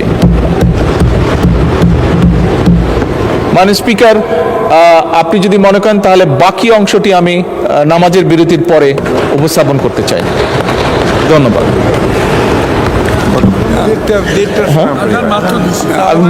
যেহেতু জামাতের টাইম, নামাজের টাইম অনেকক্ষণ আছে, আমার আর 15-20 মিনিট হলে আই ক্যান ফিনিশ। মাননীয় স্পিকার, 15 মাননীয় সংসদ নেতা, আপনি যদি 15 মিনিটে শেষ করতে পারেন তাহলে একবারে শেষ করে ফেলে ভালো।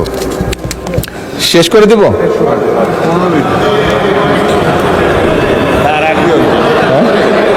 জি, আচ্ছা মাননীয় স্পিকার, আমি দ্রুত তাহলে শেষ করার চেষ্টা করছি। বিরোধী দলের নেতা, আপনি কিছু বলছেন কি?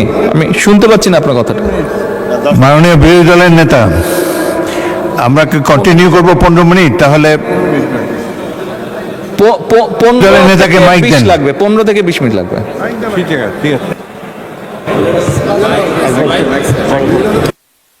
আমাকে মাইকটা দিতে। জি, ধন্যবাদ। জি, মাননীয় স্পিকার, ফায়ার ব্রিক্স আমদানিতে প্রস্তাবিত 15% ভ্যাট এবং 7.5% আগাম কর, এটিও আমি মাননীয় অর্থমন্ত্রীকে সম্পূর্ণ প্রত্যাহারের জন্য অনুরোধ জানাচ্ছি। মাননীয় স্পিকার, বৈদ্যুতিক তার উৎপাদনকারী শিল্প প্রতিষ্ঠান তারা রিফাইন্ড কপার ওয়্যার আমদানিতে 10% রেগুলেটরি যে কর দিয়ে থাকেন, সেটিও আমি সম্পূর্ণ প্রত্যাহার করার জন্য মাননীয় অর্থমন্ত্রীকে অনুরোধ জানাচ্ছি।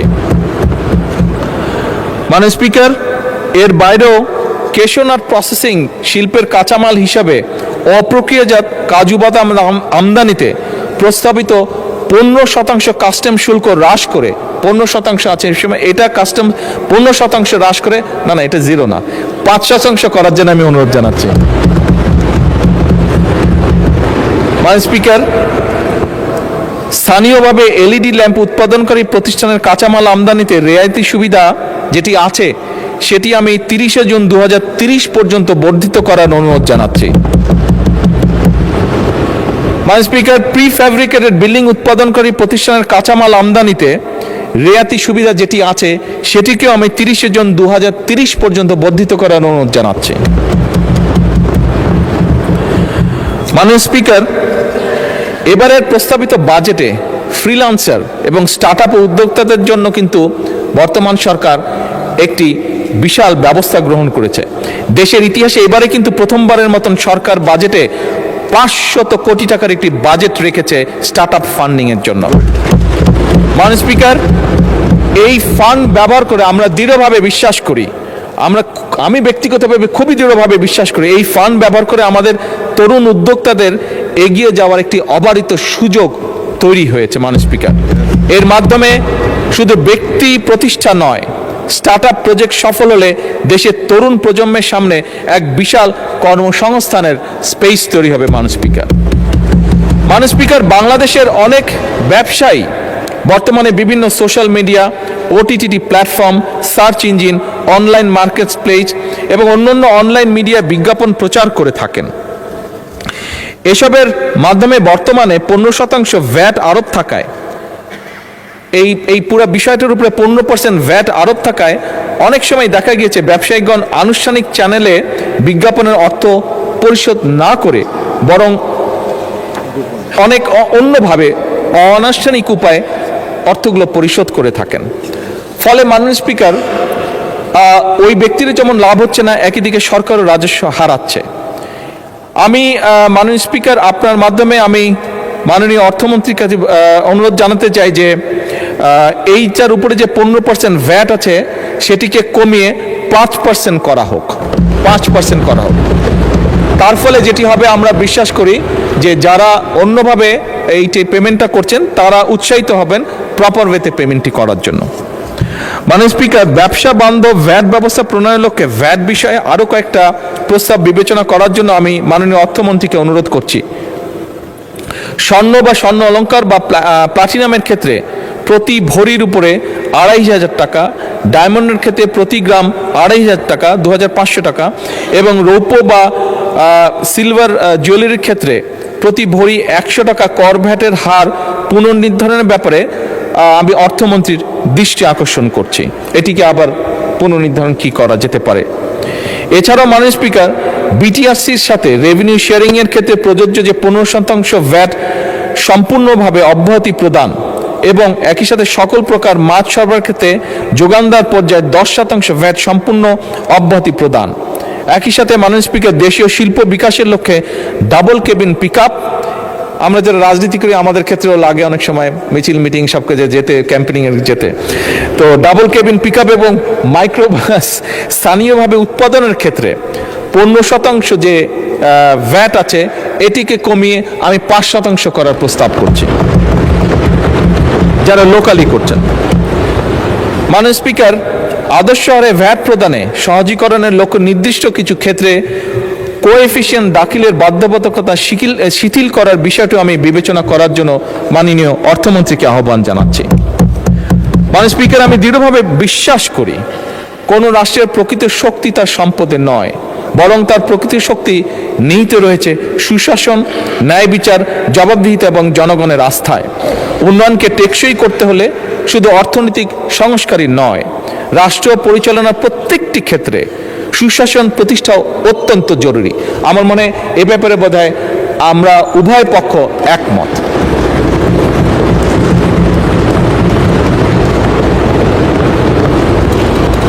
এবং এর পাশাপাশি জনগণ একটি ন্যায়ভিত্তিক রাষ্ট্র চায়। মাননীয় স্পিকার, এটি একটি মানুষের চাওয়া। এখন স্বচ্ছ এবং জবাবদিহিমূলক সরকার এবং প্রশাসন চায়।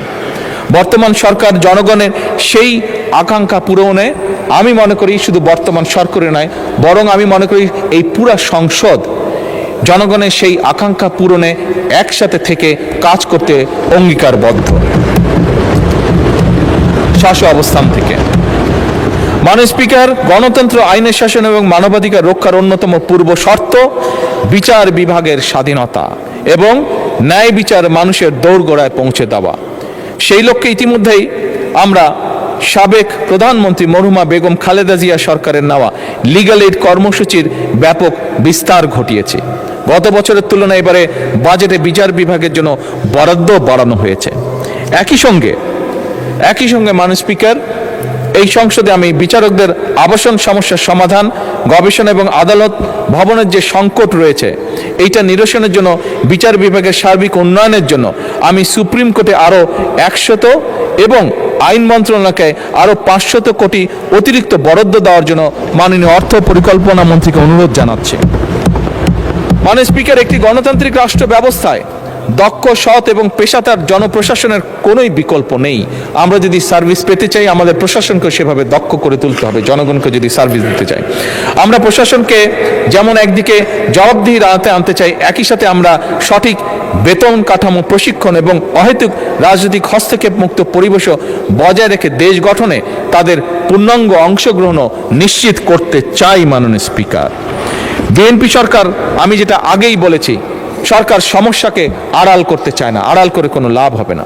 আমরা জনগণের কাছে স্বচ্ছতার সঙ্গে অঙ্গীকার করতে চাই যে 1.5 দশকেরও বেশি সময় ধরে যে গভীর দুর্নীতি, অনাচার এবং অনিয়ম আমাদের অর্থনীতিকে পঙ্গু করে দিয়েছে, সেই অবস্থার উত্তরণ ঘটিয়ে তা আমরা জনগণের কাছে অঙ্গীকারবদ্ধ। জনগণের প্রত্যাশা, আমাদের প্রতি জনগণের প্রত্যাশা অপরিসীম। এটি আমরা বিভিন্ন আলোচনায় আমাদের সকলের মুখ থেকে এপাশ ওপাশ উভয়ের আমাদের বক্তব্যে বেরিয়ে এসেছে বিভিন্ন সময়। সরকার তার সর্বোচ্চ শক্তি নিয়ে জনগণের আশা আকাঙ্ক্ষা পূরণের পথে এগিয়ে চলছে, তবে বহু কঠিন একটি পথ এটি। বাংলাদেশের মানুষ, আমরা প্রত্যেকে গ্রামে গঞ্জে ঘোরা মানুষ, মানুষের সাথে উঠা বসা করা মানুষ। আমরা বাংলাদেশের মানুষ পরিশ্রমী মানুষ, যা আমরা স্বচক্ষে দেখেছি। তরুণ সমাজ মেধাবী, আমাদের কৃষক উৎপাদনশীল, প্রবাসীরা দেশপ্রেমিক এবং আমাদের উদ্যোক্তারা সম্ভাবনাময়। সুতরাং মাননীয় স্পিকার, আমাদের ঘুরে দাঁড়ানো ছাড়া কোনোই বিকল্প নেই।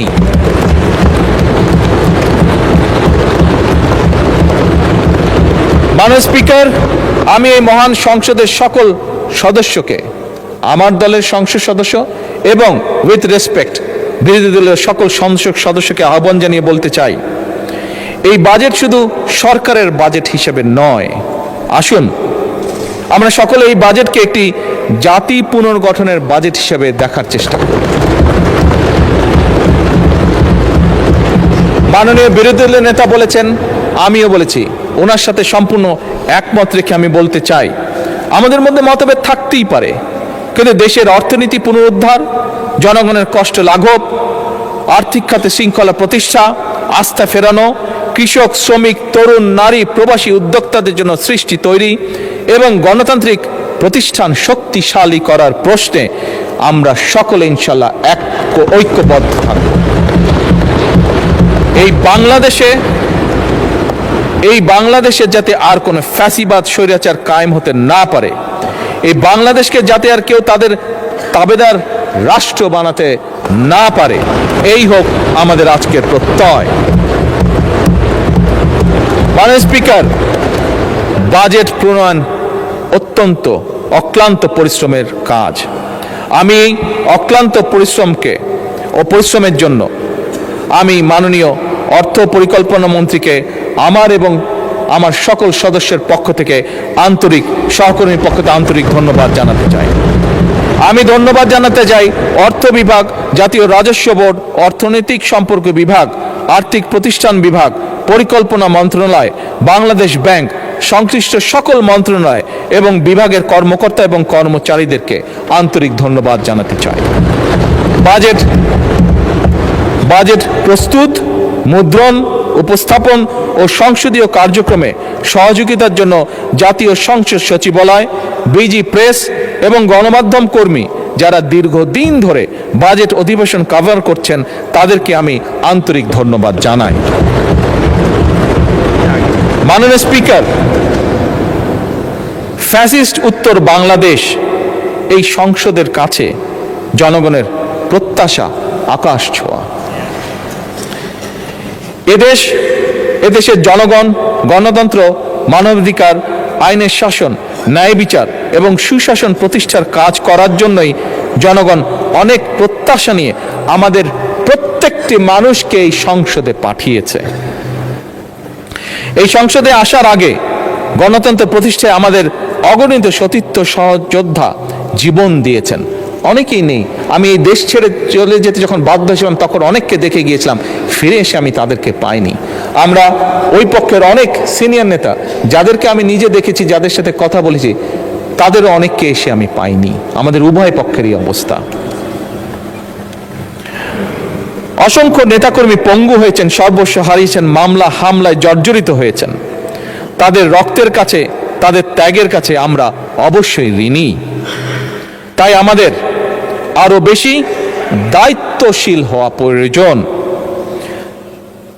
আমাদের সেই দায়িত্বশীলের জায়গা থেকে জুলাই সনদকে সামনে রেখে সংসদের ভেতরে সংবিধান সংশোধন সহ বিভিন্ন ইস্যুতে যেমন ঐক্যবদ্ধভাবে আমরা কাজ করতে পারি, তেমনি সংসদের বাইরেও জাতীয় গুরুত্বপূর্ণ ইস্যুতে জনমত গঠন সহ সংস্কারমূলক কর্মসূচি গ্রহণ করে দেশকে আমরা সামনের দিকে এগিয়ে নিয়ে যেতে পারি। আমাদের সেই ধরনের দায়িত্বশীল আচরণ হবে এদেশের ভবিষ্যৎ পথরেখা। মাননীয় স্পিকার, সবশেষে আমি দেশবাসীকে আশ্বস্ত করে বলতে চাই, এই সরকার, এই সংসদ জনগণের।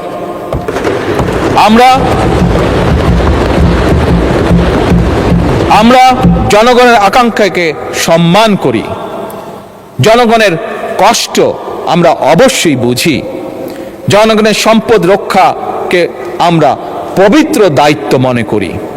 আমরা এমন একটি বাংলাদেশকে গড়ে তুলতে চাই, এমন একটি বাংলাদেশকে পেতে চাই যেখানে উন্নয়ন হবে ন্যায্যতা ভিত্তিক, অর্থনীতি হবে অন্তর্ভুক্তিমূলক, রাষ্ট্র হবে জবাবদিহিমূলক এবং নাগরিকের জীবন হবে নিরাপদ, মর্যাদাপূর্ণ এবং সম্ভাবনাময়। মাননীয় স্পিকার, এই বাজেট সেশনে আমাকে আমার বক্তব্য উপস্থাপন করতে দেওয়ার জন্য, এই সংসদের সামনে এবং জাতির সামনে উপস্থাপন করতে দেওয়ার জন্য আমি আপনাকে আন্তরিক ধন্যবাদ এবং আপনার মাধ্যমে সমগ্র জাতীয় সংসদকে আন্তরিক ধন্যবাদ জানিয়ে আমার বক্তব্য শেষ করছি। আসসালামু আলাইকুম।